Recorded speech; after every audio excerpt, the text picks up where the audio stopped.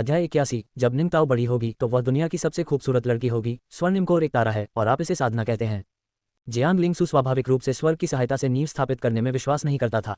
यदि बड़े भाई ने वास्तव में स्वर्ग की सहायता से अपनी नींव स्थापित की होती तो असाधारण घटनाएं घटित हुई होती। पक्षियों को चहचहाना चाहिए था और सर्दियों की ठंड में फूल खिलने चाहिए थे। लेकिन पिछले कुछ दिनों में ऐसी कोई खूबसूरत घटना देखने को नहीं मिली। इसके बजाय आसमान में लगातार बर्फबारी और गरज के साथ तूफान आता रहा। जियांग लिंगसू ने तो ये भी सोचा कि शायद किसी दैवीय संस्था की स्थापना के बजाय किसी राक्षस का जन्म हुआ हो। बेशक लगातार होने वाले तूफानों को असाधारण घटना नहीं माना जाता था। जियांग लिंगसू स्वाभाविक रूप से सीनियर ब्रदर द्वारा सफलतापूर्वक स्थापित फाउंडेशन से खुश होंगी। इस समय क्यूई युआन की आंखों में चिंता का भाव दिखाई दिया। छोटी बहन, आप ज्ञानवान हैं। स्वर्गीय नींव स्थापित करने के बाद क्या कोई दुष्प्रभाव हो सकते हैं? मुझे नहीं पता क्यों, लेकिन हाल ही में मुझे उलझन महसूस हो रही है और कभी कभी मतिभ्रम भी होता है। जियांग लिंगसू ने भौहें चढ़ाते हुए कहा, वरिष्ठ भाई, सफल नींव स्थापना के बाद ये लक्षण नहीं दिखने चाहिए। मुझे लगता है कि आपको डॉक्टर से मिलना चाहिए या किसी वरिष्ठ से सलाह लेनी चाहिए। ये सुनकर क्यूई युआन हिचकिचा गया। उसी क्षण वे अजीबोगरीब फुसफुसाहटें फिर से उसके कानों में सुनाई देने लगीं। मैं आखिरकार ची रिफाइनिंग के तीसरे स्तर पर पहुंच गया हूं। क्या आप सीनियर सिस्टर मुझे और अधिक पसंद करेंगी? उफ नहीं, ये तो बदबूदार है। जुबान युआन तकनीक के 7 स्तर हैं। 7वें स्तर तक पहुंचने पर व्यक्ति युआन दान के वास्तविक व्यक्ति के क्षेत्र में प्रवेश कर जाता है। मच्छरों की भिनभिनाहट जैसी ये आवाजें क्यूई युआन के कानों में लगातार गूंजती रहीं। इन आवाजों को सुनकर क्यूई युआन की आंखें अचानक चमक उठीं। मैं समझ गया। जियांग लिंगसू ने पलकें झपकाईं। उसके मन में कई सवाल उठ रहे थे। मेरी सोने की उंगली आ गई है, क्यूई युआन ने उत्साह से कहा। जब वह ची शोधन केंद्र में दाखिल हुआ तो ची युआन की आंखें आम लोगों के लिए अदृश्य गुप्त जानकारी देख सकती थीं। अब जब उसने अपनी नींव मजबूत कर ली थी तो उसके कान अजीबोगरीब आवाजें सुन सकते थे। क्या ये सामान्य नहीं था? उनकी सोने की उंगली सचमुच आ गई थी। ये सुनकर जियांग लिंगसू ने सोचा कि अपनी नींव स्थापित करने के बाद भी सीनियर ब्रदर को अभी भी कुछ मानसिक समस्याएं हैं। हालांकि कुछ याद आने पर जियांग लिंगसू ने कहा, वरिष्ठ भाई, क्या आप डिवाइन फ्लावर सोसाइटी में शामिल नहीं होना चाहते थे? अब जब आपने अपनी नींव मजबूत कर ली है तो मैं आपको सदस्यता के लिए सिफारिश कर सकता हूँ। आपका क्या विचार है? चियुआन ने सिर हिलाया और मुस्कुराते हुए कहा, जरूर, बहुत बहुत धन्यवाद छोटी बहन। अब उसने और छोटी बहन ने ग्वांगमिंग महल के जूलिया नहुआ की हत्या कर दी थी। उस दिन उदार छोटी बहन ने उसके लिए दोष अपने ऊपर ले लिया और क्यूयुआन को अभी भी बेचैनी महसूस हो रही थी। डिवाइन फ्लावर सोसाइटी में शामिल होने से उसे अतिरिक्त सुरक्षा मिलेगी। यही विचार क्यूयुआन के मन में था। इसके अलावा एक छोटे से गांव से आने वाले और अमरता की साधना करने वाले व्यक्ति के रूप में विश्वविद्यालय स्तर के अमर लोगों के साथ शुरुआती दौर में ही संबंध बनाना काफी प्रतिष्ठा की बात होगी। जियांग लिंगसू ने क्यूयुआन की ओर आशा भरी निगाहों से देखते हुए कहा, आपके आवेदन को मंजूरी मिलने में कुछ समय लगेगा। मैंने आपकी बहुत मदद की है, आप मुझे इसका एहसान कैसे चुकाएंगे? क्यूयुआन ने जियांग लिंगसू की छाती पर नजर डाली। छोटी और प्यारी जियांग लिंगसू ने आज ढीली हल्के हरे रंग की पोशाक पहनी थी जो फिर भी उनके सुडौल वक्षस्थल को छिपा नहीं पा रही थी। पतले कपड़े से उनकी चिकनी सफेद छाती की एक झलक हल्की सी दिखाई दे रही थी। ये कहना बहुत असभ्य होगा, काफी महत्वपूर्ण बात है। क्यूयुआन को अचानक वे आवाजें याद आ गईं जो उसने पहले सुनी थीं। ब्रा बहुत छोटी है, बहुत परेशान करने वाली बात है। समय पर मदद करना, छोटी बहन की समस्याओं को हल करना, क्या यह एक प्रकार का प्रतिफल नहीं था?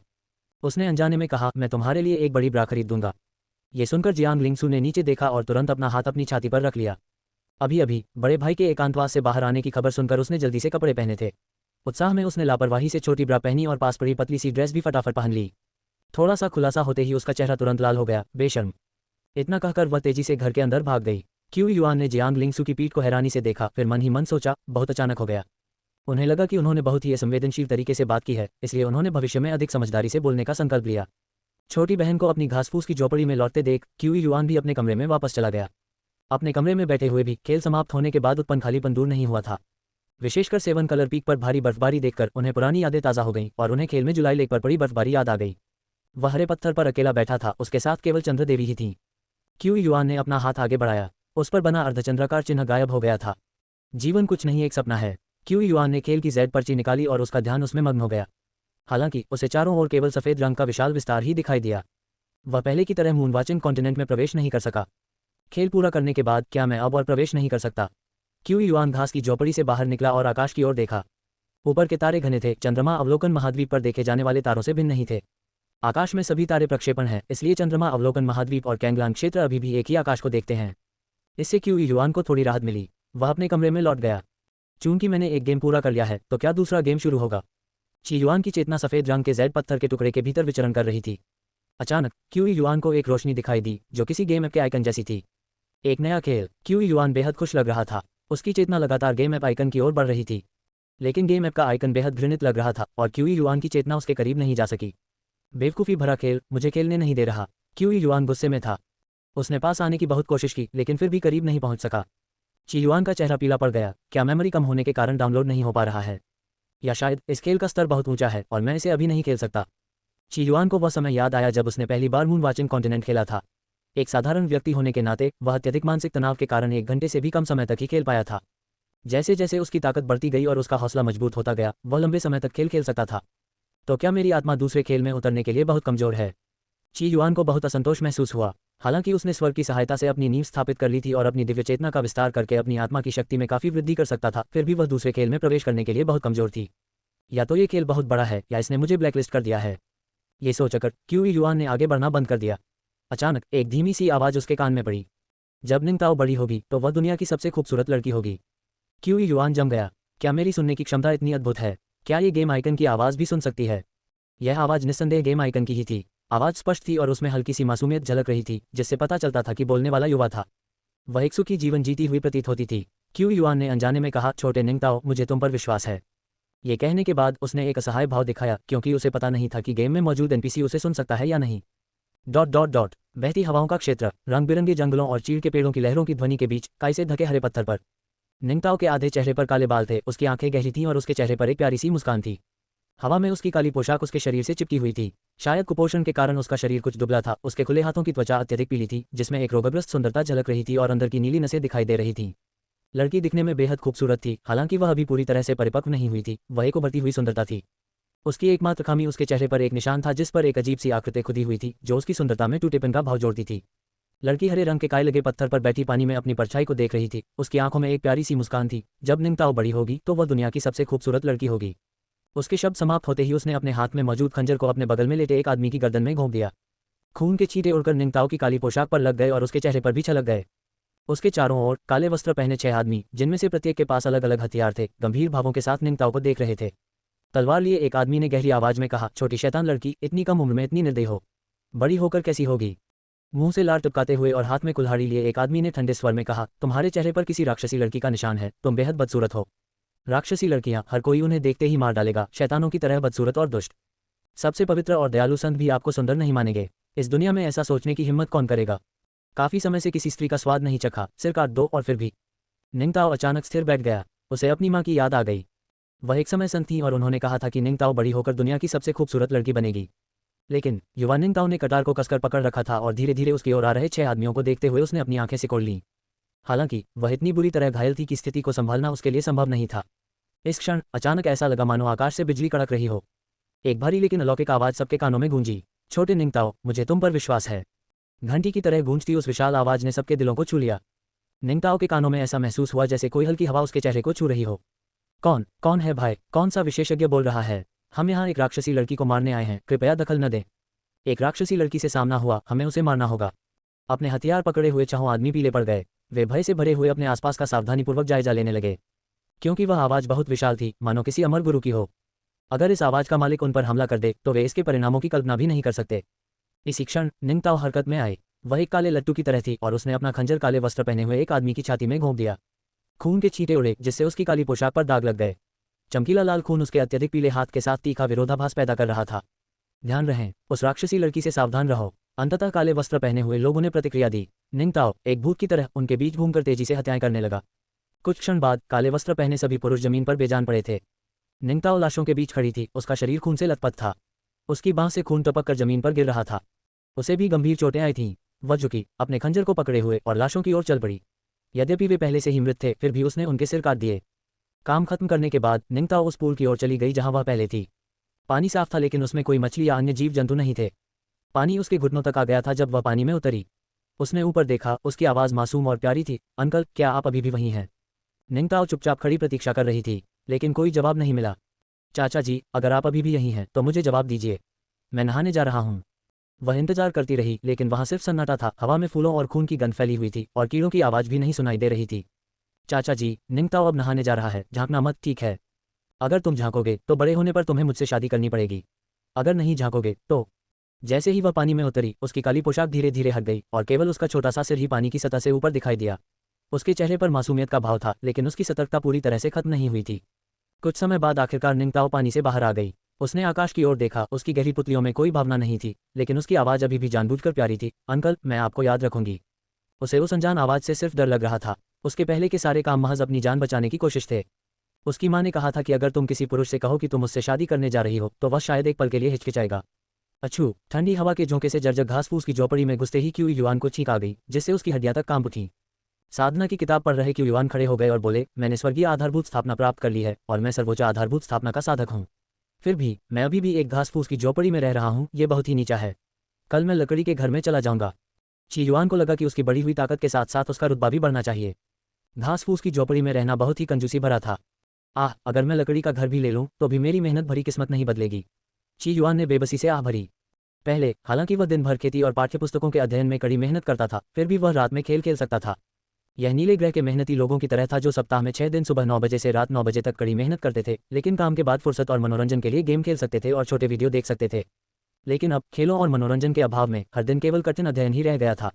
इससे अधिक दुखद कुछ नहीं हो सकता था। क्या मुझे 7 कलर पीक के प्रमुख शिष्य के पद से इस्तीफा देकर नश्वर दुनिया में जाकर एक धनी जमींदार बन जाना चाहिए और सब पर राज करना चाहिए? इस विचार से क्यू युआन की आंखें चमक उठीं, लेकिन जल्द ही उन्होंने इस विचार को खारिज कर दिया। शेंगुआंग संप्रदाय के बिना अगर ब्लैक चिकन ओल्ड डेमन को पता चल जाए कि मैंने ब्लैक माउंटेन संप्रदाय को नष्ट कर दिया है और वह मेरे पीछे आता है तो मैं बच नहीं पाऊंगा। अगर मैं धनी जमींदार बन गया तो मैं निश्चित रूप से 1 दर्जन रखेलें रख लूंगा और अंत में मेरे पास पैसों को लुटाने वाले बच्चों से भरा एक परिवार होगा। अगर वे मुसीबत में पड़ गए तो मुझे उनकी गलतियों को सुधारना पड़ेगा। अगर वे किसानों को नाराज कर दें तो और भी ज़्यादा परेशानी होगी। तो क्या मैं तब बेबीसिटर नहीं बन जाऊंगी? मनुष्यों की अपनी परेशानियां होती हैं, मुझे बस अपनी साधना जारी रखनी चाहिए। क्यू युआन ने इस अचानक आए विचार को त्याग दिया। उन्होंने गंभीरता से खेती संबंधी नियमावली पढ़ना शुरू कर दिया। फिलहाल उनके पास करने के लिए 3 महत्वपूर्ण कार्य थे। पहला कार्य कि युआन की नियमावली की बाद की साधना तकनीकों को पूरक बनाना था। वर्तमान में कि युआन की नियमावली केवल आधारभूत स्थापना चरण तक ही साधना की अनुमति देती है। आधारभूत स्थापना से स्वर्णिम कोर तक की तकनीकें अभी तक पूर्ण नहीं हुई हैं। इसके लिए ची युआन को धीरे धीरे पूरक करने की आवश्यकता थी। दूसरा कार्य उनकी आत्मा को उन्नत करना था। एक मजबूत इरादे के साथ वह खेल में प्रवेश कर सकता था और दैनिक साधना की एकरसता से बच सकता था। तीसरा कार्य अधिक उच्च स्तरीय तकनीकों को प्राप्त करना था। सामान्य तकनीकें व्यवहार में बहुत धीमी थीं। हजारों तकनीकें होने के बावजूद भी एक उच्च श्रेणी की तकनीक जितनी लाभदायक नहीं थी। लेकिन उच्च श्रेणी की तकनीकें आसानी से उपलब्ध नहीं थीं। जूलियान हुआ के पहले 100 दिनों के बारे में सोचते हुए मुझे जूलियान हुआ जैसा एक और उज्ज्वल और सुंदर पुरुष कब मिलेगा, मेरा सफ़ेद चांदनी। ची युआन जूलियान हुआ की रहस्यमय तकनीक को समझने में असमर्थ रहा। रात गहरी थी और घास फूस की झोपड़ी के बाहर सब कुछ सफ़ेद था। मुझे गेम खेलने की बहुत तलब हो रही है। क्यू युआन ने गेम की पर्ची निकाली, लेकिन फिर भी वह गेम आइकन में प्रवेश नहीं कर सका। उसने ध्यान से सुना, लेकिन खेल की कोई आवाज़ नहीं आई। मैं खेल खेलना चाहता हूँ, मैं मारना चाहता हूँ, मारना चाहता हूँ, मारना चाहता हूँ। क्यू युआन असहाय थी। इसी क्षण उसका हाथ एक और जैद पत्थर की पर्ची से छू गया। क्या ये वही खेल का जैद स्लिप है जो डोंग जियान ने मुझे दिया था, जिस पर ठंडी और अभिमानी महिला तलवार परी बनी हुई है? ये तलवारबाज महिला परी जरूर बहुत शक्तिशाली होगी। मुझे आश्चर्य है कि वह मेरे कितने वार झेल पाएगी। इस विचार के साथ क्यू युआन की चेतना जैद स्लिप के खेल में प्रवेश कर गई। अचानक एक ठंडी और अभिमानी महिला तलवार परी की एक परी की आकृति क्यू युआन के सामने प्रकट हुई। मुझे हराएं। क्यू युआन ने यह देखा और अपना हाथ घुमाया। तलवार की रोशनी चमकी और महिला तलवार परी की तलवार टूट गई। बहुत ही घटिया उबाऊ। क्यू युआन ने इस गेम की खराब समीक्षा करने के बारे में सोचा। इस क्षण उस निर्मम और स्वाभिमानी तलवार परी के चेहरे से एक आंसू बह निकला। मैं तुमसे हार गई हूँ, अब जो चाहो करो, तलवार की देवी ने अपमानित होकर कहा और अपने वस्त्र उतारने लगी। भले ही मेरा शरीर तुम्हारे पास हो, लेकिन मेरा दिल नहीं। मेरा दिल हमेशा बड़े भाई का ही रहेगा। जैसे ही महिला तलवार परी के कपड़े गिरे, उसका चेहरा अपमान से भर गया और वह कुत्ते की तरह रेंगते हुए क्यू युआन की ओर बढ़ी। अरे ये तो अपमानजनक है, बहकावे का इस्तेमाल करना। ची युआन ने एक ही बार में महिला तलवार परी को घायल कर दिया और खेल छोड़ते हुए गाली गलौज की। मेरा खेल अब भी सबसे अच्छा है। क्यू युआन ने आह भरी। ... भोर की पहली किरण बादलों के ऊपर से निकली और बर्फ धीरे धीरे पिघलने लगी। संपूर्ण 7 कलर पीक ठंडा हो गया। वरिष्ठ भाई क्यू युआन, डोंग जियान अपना सम्मान व्यक्त करते हैं। लकड़ी के घर के बाहर काले कपड़े पहने डोंग जियान के चेहरे पर सम्मानजनक भाव थे। कुछ ही देर में क्यू युआन लकड़ी के घर से बाहर निकला। उसने डोंग जियान की ओर देखते हुए गर्व से कहा, छोटे भाई, मेरा नया घर कैसा लगा? भव्य है या नहीं? क्या इसमें आलीशान निवास बनने की क्षमता है? क्या यह मेरी वर्तमान स्थिति के अनुरूप है? क्यू युआन की घास फूस की झोपड़ी की कल मरम्मत कर दी गई थी, जिससे वह लकड़ी के घर में बदल गई थी। डोंग जियान ने लकड़ी के घर पर एक नज़र डाली। उसकी मुस्कान कुछ जमसी गई थी। ये जर्जर लकड़ी का घर, बड़े भाई का निवास, वास्तव में एक स्वर्गीय निवास है, संसार का एक आध्यात्मिक क्षेत्र है। डोंग जियान ने फिर भी उसकी चापलूसी की। क्यू युआन बहुत प्रसन्न हुआ। ये बिल्कुल वैसा ही था जैसे साइकिल खरीदना, दोस्तों के समूह में उसकी तस्वीर पोस्ट करना और पुराने सहपाठियों से अनगिनत तारीफें मिलना। मुझे बहुत खुशी हुई, ये काफ़ी अच्छा था। छोटी बहन से सुना है कि जब मैं एकांतवास में थी तब तुम मुझसे मिलना चाहती थी। क्या बात है? ची युआन ने पूछा। ब्रावाली घटना के बाद से छोटी बहन कई दिनों से क्यू युआन से बात नहीं करना चाहती थी, लेकिन कुछ दिन पहले छोटी बहन क्यू युआन के घर आए और उसे बताया कि डोंग जियान उसे ढूंढ रही थी। बड़े भाई, क्या आपको ड्रैगन सीजिंग स्ट्रगल के बारे में जानकारी है? डोंग जियान लकड़ी के घर के बाहर आदरपूर्वक खड़ा था। उसका रवैया गंभीर था। मैंने थोड़ा बहुत सुना है। Qu Yuan dragon seizing struggle के बारे में जानता था। पिछली बार जूनियर सिस्टर जियांग लिंगसू ने उल्लेख किया था कि ब्राइट पैलेस की जूलियाना हुआ ग्रेट शांग के ड्रैगन सीजिंग स्ट्रगल में हस्तक्षेप करने का इरादा रखती है, जिसका उद्देश्य ग्रेट शांग पर नियंत्रण करना है। दूसरे शब्दों में कहें तो वांगमिंग पैलेस की महत्वाकांक्षाएं बहुत बड़ी थीं। वरिष्ठ भाई क्यू युआन, मेरी एक और पहचान है। मैं महान शांग साम्राज्य का 17वां राजकुमार हूँ। अध्याय 82, आत्मा का सुदृढ़ीकरण और खेल की आवाज को पुनः सुनना। स्वर्णिम कोर एक तारा है और आप इसे साधना कहते हैं। तुम राजकुमार हो। ची युआन थोड़ा हैरान रह गया। इस व्यक्ति में वाकई नायक का सांचा मौजूद है। उसके भीतर न केवल एक आत्मा का अंश मौजूद है, बल्कि वह एक राजकुमार भी है जिसकी मंगेतर ने सगाई तोड़ दी है। ड्रैगन सीजिंग स्ट्रगल में संप्रदाय के गुरु ने वादा किया था कि मैं संप्रदाय से 2 आधारभूत साधना करने वालों को अपनी सहायता के लिए चुन सकता हूँ। मैंने सबसे पहले सीनियर ब्रदर कांग फुलू को चुना। दूसरे के लिए मैं आपसे, वरिष्ठ भाई Qu Yuan, dragon seizing struggle में भाग लेने के लिए आपकी मदद मांगना चाहता हूँ। यदि वरिष्ठ भाई क्यू युआन मेरी मदद करते हैं तो मैं उन्हें निश्चित रूप से बहुत बड़ा इनाम दूंगा। सफलता मिले या ना मिले, मैं आपको Z स्तर की 3 तकनीकें और 3 मूलभूत स्थापना के खजाने दूंगा। अगर हम सफल हुए तो मैं शाही खजाना खोल दूंगा और आपको अपनी मनचाही कोई भी चीज़ चुनने दूंगा। डोंग जियान ने ईमानदारी से कहा। इस समय वह यही सबसे मूल्यवान चीज़ दे सकता था। यही उसके पास सब कुछ था। ये सुनकर क्यू युआन की रुचि खत्म हो गई। ड्रैगन सीजिंग स्ट्रगल के लिए ग्रेट शांग साम्राज्य की राजधानी जाना पड़ता है। ये बहुत दूर है। मैं नहीं जाना चाहता। मुझे तो घर पर रहना ही अच्छा लगता है। जब वह ब्लैक माउंटेन संप्रदाय को नष्ट करने गया तो क्यू युआन रात भर में घर लौट आया। उसे बाहर घूमना फिरना पसंद नहीं था, खासकर रात भर बाहर न रुकना। डोंग जियान इनकार के इस कारण को सुनकर स्तब्ध रह गया। ये कारण उसे बहुत अविश्वसनीय लगा। अगर और कोई चारा नहीं बचा तो मैं साधना में वापस लग जाऊंगा। ची युआन ने सोचा कि नायक की छवि वाले किसी व्यक्ति के बहुत करीब न जाना ही बेहतर होगा। यदि वह नायक का सहायक बन जाता है तो एक दिन वह कथानक के अंतर्गत मारा जा सकता है, जिससे नायक की आंतरिक क्षमता जागृत हो जाएगी। वह इस तरह की साजिशों से भलीभांति परिचित था। वरिष्ठ भाई क्यू युआन, मैं इससे भी बेहतर शर्तें पेश करने को तैयार हूँ। अगर आप संतुष्ट नहीं हैं तो हम इस पर आगे चर्चा कर सकते हैं। डोंग शियान ने जल्दी से कहा। यह बहुत दूर है, मैं नहीं जाना चाहता। ची युआन ने दृढ़ता से इनकार कर दिया और साधना जारी रखने के लिए अपने घर लौट आया। लकड़ी के घर के बाहर डोंग जियान का चेहरा निराशा से भरा हुआ था। किलाओ, क्या मेरी शर्तें काफ़ी नहीं हैं? डोंग जियान बहुत निराश था। हो सकता है ये तुम्हारी परिस्थितियों के बारे में न हो। ची युआन ने जो कहा वह सच हो सकता है। वह सचमुच दूर यात्रा नहीं करना चाहता। चिलाओ ने बेबसी से कहा, कुछ विलक्षण प्रतिभाओं की अजीब आदतें होती हैं, खासकर वे जो पूरी तरह से साधना पर ध्यान केंद्रित करते हैं। डोंग जियान ने अपनी मुट्ठियां भींच लीं। वह बहुत अनिच्छुक महसूस कर रहा था। इस बार वह ड्रैगन सीजिंग स्ट्रगल में भाग लेने की तैयारी कर रहा था। उसने अपनी माँ को इसके बारे में बता दिया था। उनकी माँ, जो एक छोटे परिवार में पैदा हुई थी, उनके परिवार में केवल एक ही संस्थापक किसान थे, उनके चाचा। बिना किसी झिझक के उसके चाचा ने उसे संस्था की स्थापना से जुड़ी एकमात्र 2 अनमोल वस्तुएं दे दी जो उनके पास थीं। उनकी माँ ने उन्हें कई आध्यात्मिक औषधियाँ और सम्राट द्वारा प्रदत्त खजाने भी दिए। इसलिए वह कांग फुलू को मनाने में कामयाब रहा। अब अगर वह क्यू युआन को समझाने में कामयाब नहीं हुआ तो ड्रैगन सीजिंग स्ट्रगल में उसके जीतने की संभावना बहुत कम थी।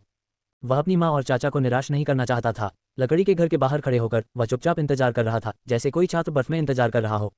अचानक डोंग जियान की संचार पर्ची में कंपन होने लगी। ये सीनियर ब्रदर कांग फुलू का संदेश था। उसने सामग्री पर एक नज़र डाली और स्तब्ध रह गया। किलाओ, क्या तुम्हें पता है कि सीनियर ब्रदर कांग फुलू ने अभी मुझे क्या बताया? क्या? सीनियर ब्रदर कांग फुलू ने कहा कि रोंग शहर में एक गुप्त क्षेत्र प्रकट हुआ है और ड्रैगन सीजिंग स्ट्रगल का स्थान बदलकर रोंग शहर कर दिया गया है। क्या? रोंग शहर 7 कलर पीक के बहुत करीब था, यहाँ तक कि एक ची रिफाइनिंग साधक भी 1 या 2 घंटे में वहाँ पहुँच सकता था। अभी अभी सीनियर ब्रदर क्यू युआन ने कहा कि वहाँ जाना बहुत दूर है। अब ड्रैगन सीजिंग स्ट्रगल का स्थान बदलकर रोंग सिटी कर दिया गया था। क्या ये नियति मेरी मदद कर रही है? डोंग जियान ने बेहद उत्साहित होकर सोचा। बड़े भाई क्यू युआन, डोंग जियान आपसे मिलना चाहता है। डोंग जियान ने लकड़ी के घर की ओर खुशी से चिल्लाते हुए कहा। क्यू युआन घर से बाहर निकली और बोली, तुम अभी भी यहीं हो? वरिष्ठ भाई Qu Yuan, dragon seizing struggle का स्थान बदलकर रोंग शहर कर दिया गया है। डोंग जियान ने उत्साह से कहा। क्यू युआन हैरान रह गया। रोंग शहर में? बाल बाल बच गए। यह अचानक रोंग सिटी में क्यों बदल गया? ये बिल्कुल सच है, सीनियर ब्रदर कांग फुलू ने मुझे बताया था। डोंग शियान ने कहा। ठंडी हवा में उसकी सांसें साफ दिखाई दे रही थीं। अब क्या मैं सीनियर ब्रदर क्यू युआन को ड्रैगन सीजिंग स्ट्रगल में मेरी सहायता करने के लिए आमंत्रित कर सकता हूँ? क्यू युआन वहाँ खड़ी थी, थोड़ा आश्चर्यचकित महसूस कर रही थी। क्या ये नायक का खाका है? यहाँ तक कि स्वर्ग भी उसकी समस्याओं को सुझाने में मदद कर रहा है। उसने सोचा, अगर उसे अभी भी यह नहीं पता चला कि उसके लिए क्या अच्छा है तो शायद स्वर्ग ही उसे निपटेगा। चूंकि स्वर्ग डोंग जियान की मदद कर रहा था तो क्या वह अत्यधिक कीमत नहीं मांग सकता था? चियुआन हिचकिचाया और धीरे से बोला, मैं आपकी मदद कर सकता हूँ, लेकिन मेरी कुछ शर्तें हैं। डोंग जियान रोमांचित हो गया। वरिष्ठ भाई, कृपया खुलकर बोलिए। मुझे एक ऐसा खजाना चाहिए जो यिनशेन साधक को मार सके। डोंग जियान दंग रह गया। सीनियर ब्रदर क्यू युआन, क्या आप मजाक कर रहे हैं? फिर मैं मोक्ष प्राप्त करना चाहता हूँ। डोंग जियान चुप रहा। अगर वह उन चीज़ों को हासिल कर सकता था तो वह ड्रैगन सीजिंग स्ट्रगल में भाग लेने के लिए सीनियर ब्रदर क्यू युआन से क्यों पूछता? क्या इससे भी काम नहीं चलेगा? क्यू युआन ने आह भरी, तो मुझे आकाश का सूर्य दे दो। मैं एक स्वर्णिक मूल तत्व बनाना चाहता हूँ। उद्धरण चिन्ह अल्पविराम उद्धरण चिन्ह। ये भी काम नहीं करता। क्यू युआन बेहद लाचार था। आखिरकार उसे एक विचार आया, ठीक है तो मुझे अपनी आत्मा को शक्ति प्रदान करने का कोई गुप्त तरीका बताओ। ये पहले से ही सबसे कम मांग थी। डोंग जियान ने ये सुना और अनजाने में उसके होंठ फड़कने लगे। इस बार सीनियर ब्रदर क्यू युआन की हालत उतनी भयावह नहीं लग रही थी, लेकिन ये केवल उनकी पिछली परिस्थितियों की तुलना में था। आत्मा को उन्नत करने का एक गुप्त तरीका। इस तरह की गुप्त विधि महान शांग साम्राज्य में भी अत्यंत दुर्लभ थी। आत्मा का संवर्धन करना बहुत महत्वपूर्ण था। नवोदित आत्मा स्तर के साधक को बैंगनी हवेली क्षेत्र में उन्नति करने के लिए 3 विपत्तियों से गुजरना पड़ता था। ये तीनों विपत्तियां आत्मा पर हमले थीं। इसलिए पर्पल मैंशन क्षेत्र में प्रवेश करने की इच्छा रखने वाले किसी भी नवजात आत्मा साधक को पहले अपनी आत्मा को मजबूत करना होगा। अन्यथा उनकी तकनीक और माना शक्ति कितनी भी प्रबल क्यों न हो, वे तीनों विपत्तियों को पार नहीं कर पाएंगे और मर जाएंगे। इसलिए आत्मा को मजबूत करने की तकनीकें बहुत दुर्लभ थीं। यदि वे मौजूद भी होती तो वे कुछ नवजात आत्मा स्तर के प्राचीन राक्षसों के हाथों में ही होती। आत्मा को मजबूत करने की तकनीकें यहाँ तक कि जुबान स्तर या स्वर्ग स्तर की तकनीकों से भी अधिक मूल्यवान थीं। डोंग जियान बहुत परेशान दिख रहा था। आत्मा को मजबूत करने की तकनीक की तो बात ही छोड़िए, उसके पास तो जुबान स्तर की तकनीक भी नहीं थी। कि युआन, डोंग जियान कुछ कहने ही वाला था कि किलाओ ने अपनी आवाज़ प्रसारित की, उससे वादा करो मेरे पास आत्मा को मजबूत करने की एक तकनीक है। डोंग जियान पहले तो हैरान हुआ, फिर भावुक हो गया। किलाओ, मैं। उसकी नाक में जलन होने लगी। फिर उसने क्यू युआन से कहा, बड़े भाई मैं इस शर्त पर सहमत हो सकता हूँ। क्यू युआन थोड़ा अचंभित रह गया। दरअसल उसे यह उम्मीद नहीं थी कि डोंग जियान के पास आत्मा को मजबूत करने की कोई तकनीक होगी। कुछ देर सोचने के बाद उसने सिर हिलाया और कहा, अगर आप तकनीक बता दें तो मैं आपकी मदद करूंगा। आत्मा को मजबूत करने की तकनीक वास्तव में उपयोगी थी और ची युआन को इसकी आवश्यकता थी। दूसरे गेम को अनलॉक करने के लिए उसे अपनी आत्मा को मजबूत करने की जरूरत थी। वरिष्ठ भाई कृपया 2 दिन प्रतीक्षा करें, मैं आपको तकनीक समझा दूंगा। ठीक है। 2 दिन बाद डोंग जियान ने तकनीक से युक्त एक जेड पर्ची क्यू युआन को सौंप दी। वरिष्ठ भाई क्यू युआन, आत्मा को मजबूत करने की गुप्त विधि यहाँ है, लेकिन सीनियर ब्रदर को सावधान रहने की जरूरत है। इस तकनीक का अत्यधिक अभ्यास नहीं किया जा सकता। अभ्यास के दौरान ये बेहद दर्दनाक होगा, ऐसा लगेगा जैसे आत्मा टुकड़े टुकड़े हो रही हो। अगर इसका बहुत ज्यादा अभ्यास किया जाए तो यह आत्मा को भी गंभीर रूप से नुकसान पहुंचा सकता है। डोंग जियान ने गंभीरता से चेतावनी दी। चियुआन ने जेड पर्ची ली और सिर हिलाते हुए कहा, ठीक है मैं इसे ध्यान में रखूंगा। वह अपने लकड़ी के घर लौट आया और उसकी दिव्य चेतना जेड की पर्ची में समा गई। 100 परिष्करण आत्मा सुदृढ़ीकरण तकनीक। ये 250 दोषों वाली एक साधारण आत्मा संवर्धन तकनीक है। संशोधन के बाद साधना का प्रभाव तिगुना हो जाएगा, लेकिन पीड़ा भी तिगुनी हो जाएगी। अपने नाम के अनुरूप इस तकनीक में आत्मा को एक हथौड़े में परिष्कृत करना शामिल था, जो लगातार दूसरी आत्माओं पर प्रहार करता रहता था, जैसे तलवार गढ़ना। स्वाभाविक रूप से अपनी ही आत्मा पर प्रहार करना अत्यंत पीड़ादायक होगा। चियुआन ने कुछ देर सोचा, फिर एक लकड़ी के स्टूल पर बैठ गया और तकनीक को निखारने में जुट गया। ये तकनीक कठिन थी और अपनी आंखों से मिले सुझावों के बावजूद उन्हें संशोधनों को पूरा करने में 10 दिन लग गए। आखिरकार मैं खेती शुरू कर सकता हूँ। मुझे उम्मीद है कि ज़्यादा दर्द नहीं होगा। मुझे दर्द से डर लगता है, इंजेक्शन लगते समय तो मैं देख भी नहीं पाता। चियुआन ने संशोधित 100 परिष्करण आत्मा सुदृढ़ीकरण तकनीक का अभ्यास शुरू किया। एक विशाल हथौड़ा प्रकट हुआ जो लगातार उसकी आत्मा पर प्रहार कर रहा था। अरे दर्द नहीं हो रहा। क्यू युआन आश्चर्यचकित रह गया। उसने सोचा कि अपनी आत्मा पर लगातार प्रहार करना बहुत कष्टदायक होगा, लेकिन अप्रत्याशित रूप से उसे कुछ भी महसूस नहीं हुआ और यह काफी मनोरंजक था, जैसे वह के मूल खेल रहा हो। उनकी आत्मा लगातार मजबूत होती गई। काफी समय बाद अचानक एक जानी पहचानी आवाज फिर से उसके कानों में पड़ी। मैंने इस दुनिया में अपने खून के रिश्ते से जुड़ी आखिरी इंसान को मार डाला। हालांकि उसने पहले हमला किया था। हे, मैं सचमुच एक दानव लड़की हूँ। क्यू युआन को एहसास हुआ कि यह निंगताओ की आवाज़ है, लेकिन उसकी आवाज़ इतनी ठंडी और बेजान क्यों लग रही थी। क्यू युआन ने कुछ देर सोचा और फिर बोले, अगर तुमने किसी को मार डाला तो क्या हुआ? तुम्हारा किरदार एक दुष्ट स्त्री का है, क्या एक दुष्ट स्त्री का लोगों को मारना सामान्य बात नहीं है? क्यू युआन के बोलने के बाद कोई प्रतिक्रिया नहीं मिली, इसलिए उसने 100 परिष्करण आत्मा वृद्धि तकनीक का अभ्यास जारी रखा। बहती हवा के क्षेत्र में अब वह लड़की किशोरावस्था में थी। उसके चेहरे पर काला नकाब था। उसके चेहरे का खुला आधा हिस्सा उसकी सुंदरता को प्रकट कर रहा था। उसने काले रंग की पोशाक पहनी थी और हाथ में मृत्यु का हंसिया था। हंसिया से खून टपक रहा था। जमीन पर पड़े शवों को देखकर वह पूरी तरह से निराश हो गई। जमीन खून से लथपथ थी और चारों ओर शव ही शव थे। अचानक एक जानी पहचानी आवाज उसके कानों में पड़ी। निंगताओ की आंखों में पहले हैरानी फिर आश्चर्य झलक रहा था। अंकल, आप यहाँ हैं? दुर्भाग्य से किसी ने उसे जवाब नहीं दिया। वह वहां खड़ी थी, उसका छोटा सा शरीर कुछ उदास सा लग रहा था। अंकल, क्या आप चले गए? फिर भी कोई जवाब नहीं मिला। वह 2 घंटे तक वहीं खड़ी रही। ऐसा लग रहा था जैसे वह किसी चीज का इंतजार कर रही हो। वह अकेली थी, बेहद अकेली लग रही थी, फिर भी उसमें एक अलग ही खूबसूरती थी। दुर्भाग्यवश जिसकी वह प्रतीक्षा कर रही थी वह तो नहीं मिली, लेकिन दुश्मन जरूर आ गए। वह दुष्ट स्त्री अभी भी यहीं है, उसे जल्दी मार डालो। ये तो दुष्ट औरत है। लोगों का एक समूह उसकी ओर दौड़ा। निंगताओ की आंखों में एक प्यारी सी मुस्कान झलक रही थी। चाचा जी, लगता है आप भी मेरा साथ दे रहे हैं। मैं एक दुष्ट स्त्री हूँ, इसलिए मैं उन सबको मार डालूंगी और दुनिया को तहस नहस कर दूंगी। उसने अपनी मृत्यु की दरांती उठाई। सूर्यास्त के समय उसकी लंबी आकृति मृत्यु के गुलाब जैसी लग रही थी। नरसंहार फिर से शुरू हो गया और फिर बात खत्म हो गई। चाचा जी, मुझे जाना होगा। अगर दुश्मनों की एक और लहर आई तो आपकी प्यारी सी पत्नी यहीं मर जाएगी। हा हा। उसने जानबूझकर हे की आवाज में हंसी। ... बुरा नहीं है, मेरी आत्मा काफी विकसित हो गई है और मैं उस गेम आइकन के थोड़ा और करीब आ गया हूँ, लेकिन अभी भी बहुत समय था। क्यू युआन को लगा कि इस रफ्तार से तो इस खेल में प्रवेश करने में शायद 3 महीने लग जाएंगे। ये बहुत धीमा है, बहुत उबाऊ है। ची युआन धूप सेंकने के लिए कमरे से बाहर निकल गई। बर्फ पिघलने के दिन सामान्य से भी अधिक ठंडे थे। अब 7 रंगों वाली चोटी पर शीर्ष पर स्थित महल और मंडप अभी भी चांदी से ढके हुए थे, जबकि नीचे की बर्फ काफी हद तक पिघल चुकी थी। गुरुजी, क्या आप मेरे साथ नीचे आकर धूप सेंकना चाहेंगे? ची युआन ने शिखर की ओर चिल्लाया। दुर्भाग्यवश किसी ने जवाब नहीं दिया। जब मैं गोल्डन कोर स्टेज पर पहुंच जाऊंगा तब मैं गुरु से मिलने के लिए पर्वत की चोटी पर जा सकूंगा। गोल्डन कोर बहुत कठिन है। ची युआन बेहद असहाय महसूस कर रहा था। गोल्डन कोर वाकई मुश्किल था। उसने अभी तक अपनी नींव निर्माण साधना पद्धति में ज्यादा प्रगति नहीं की थी। वह भी नींव निर्माण के शुरुआती चरण में ही था। उसे स्वर्णिम कोर तक पहुंचने के लिए साधना विधि की आवश्यकता थी, तभी वह उस स्तर में प्रवेश कर सकता था। स्वर्णिम कोर प्राप्त किए बिना गुरु उससे मिलने की जहमत भी नहीं उठाते। स्वाभाविक रूप से जब उसने अपने स्वामी को धूप सेंकने के लिए बुलाया तो उसे कोई जवाब नहीं मिला। इसी समय जियांग लिंगसू की थोड़ी कमजोर आवाज सुनाई दी। बड़े भाई, मुझे धूप में आपका साथ देने दीजिए। जियांग लिंगसू कमरे से बाहर निकली। उनका चेहरा पीला और भावहीन था, मानो उस पर बर्फ जमी हो, मानो वह अभी किसी फ्रीजर से निकली हो। छोटी बहन, तुम्हें क्या हुआ है? क्यू युआन ने जियांग लिंगसू की ओर देखा और अपना हाथ बढ़ाया। जियांग लिंगसू एक पल के लिए झिझकी, फिर उसने अपना कोमल हाथ ची युआन के हाथ में रख दिया। ठंडा, बहुत ठंडा। ची युआन को ऐसा लगा जैसे वह किसी बर्फ के टुकड़े को छू रहा हो। कुछ नहीं, बस एक पुरानी समस्या है। जियांग लिंगसू की युआन के बगल वाली कुर्सी पर लेट गई। उसने अपना हाथ नहीं हटाया। उसे बड़े भाई का हाथ बहुत गर्म महसूस हो रहा था। कि युआन की नज़र जियांग लिंगसू के पीले पड़े चेहरे पर पड़ी। यह एक साधारण लड़की है, इसे अभी ठंड लग रही है। बुद्धिमान प्राणियों के बारे में आंखों से मिलने वाले संकेत अक्सर अनियमित होते थे और क्यू युआन अपनी छोटी बहन की स्थिति के बारे में ज्यादा कुछ नहीं बता सकता था। छोटी बहन, क्या तुम्हें ठंड लग रही है? चलो मैं तुम्हें अपने प्यार से गर्म कर देती हूँ। जैसे ही कि युआन ने बोलना शुरू किया, उसने अपनी पंचतत्व अग्नि को प्रवाहित किया और धीरे धीरे उसे जियांग लिंगसू को स्थानांतरित कर दिया। जियांग लिंगसू एक धनी लड़की थी और कि युआन की छोटी बहन भी थी। पिछली बार तो उसने कि युआन की वजह से इतना बड़ा दोष अपने ऊपर ले लिया था। स्वाभाविक रूप से कि युआन को अपनी छोटी बहन के प्रति सहानुभूति रखनी चाहिए। बड़े भाई के हाथ से गर्म ऊर्जा फैल गई। जियांग लिंगसू को गर्माहट महसूस हुई और वह थोड़ी हैरान भी हुई। उसे उम्मीद नहीं थी कि बड़े भाई उसका दर्द कम कर सकते हैं। उसने कहा, मेरी इस हालत को पूरी तरह ठीक करने के लिए बैंगनी महल क्षेत्र में जलगुण वाले दिव्य आत्मा मूल के साधक की आवश्यकता है। अब ज्यादा दर्द नहीं हो रहा है, धन्यवाद बड़े भाई। क्या इसके लिए वाकई पर्पल पैलेस स्तर के साधक की आवश्यकता है? क्यू युआन आश्चर्यचकित हुआ। जब मैं यांगशेन स्तर तक साधना कर लूंगा तो मैं निश्चित रूप से पर्पल पैलेस स्तर के साधक को बुलाकर तुम्हारी चोट का इलाज करवाऊंगा। उफ, जियांग लिंगसू के चेहरे पर अनायास ही मुस्कान आ गई, फिर दर्द भरी अभिव्यक्ति दिखाई दी। बड़े भाई, अब और मत बोलिए, आप बहुत हंसाते हैं। हंसते हंसते मेरी छाती में दर्द होने लगता है। ये सुनकर क्यू युआन को बहुत बुरा लगा। वह ईमानदारी से काम कर रहा था, लेकिन उसे एक हास्य कलाकार की तरह समझा गया। क्या मैं दूर से ही आपकी मालिश कर दूं? पिछली बार अपनी छोटी बहन के साथ किए गए अपने कठोर व्यवहार को याद करते हुए क्यू युआन को लगा कि इस बार उसके शब्द भावनात्मक रूप से बहुत समझदारी भरे थे। दूर से शब्द ने न केवल हद से ज्यादा आगे बढ़ने से बचा, बल्कि एक सज्जन व्यक्ति का व्यवहार भी दिखाया। बस चुप रहो। जियांग लिंगसू का मन कर रहा था कि वह बड़े भाई का मुंह सुई से सिल दे।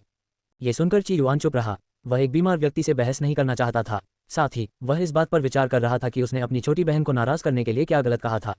क्या ऐसा हो सकता है कि दूर से बात करना भले ही शालीनता दिखाता हो, लेकिन वह दिखावा लगता हो?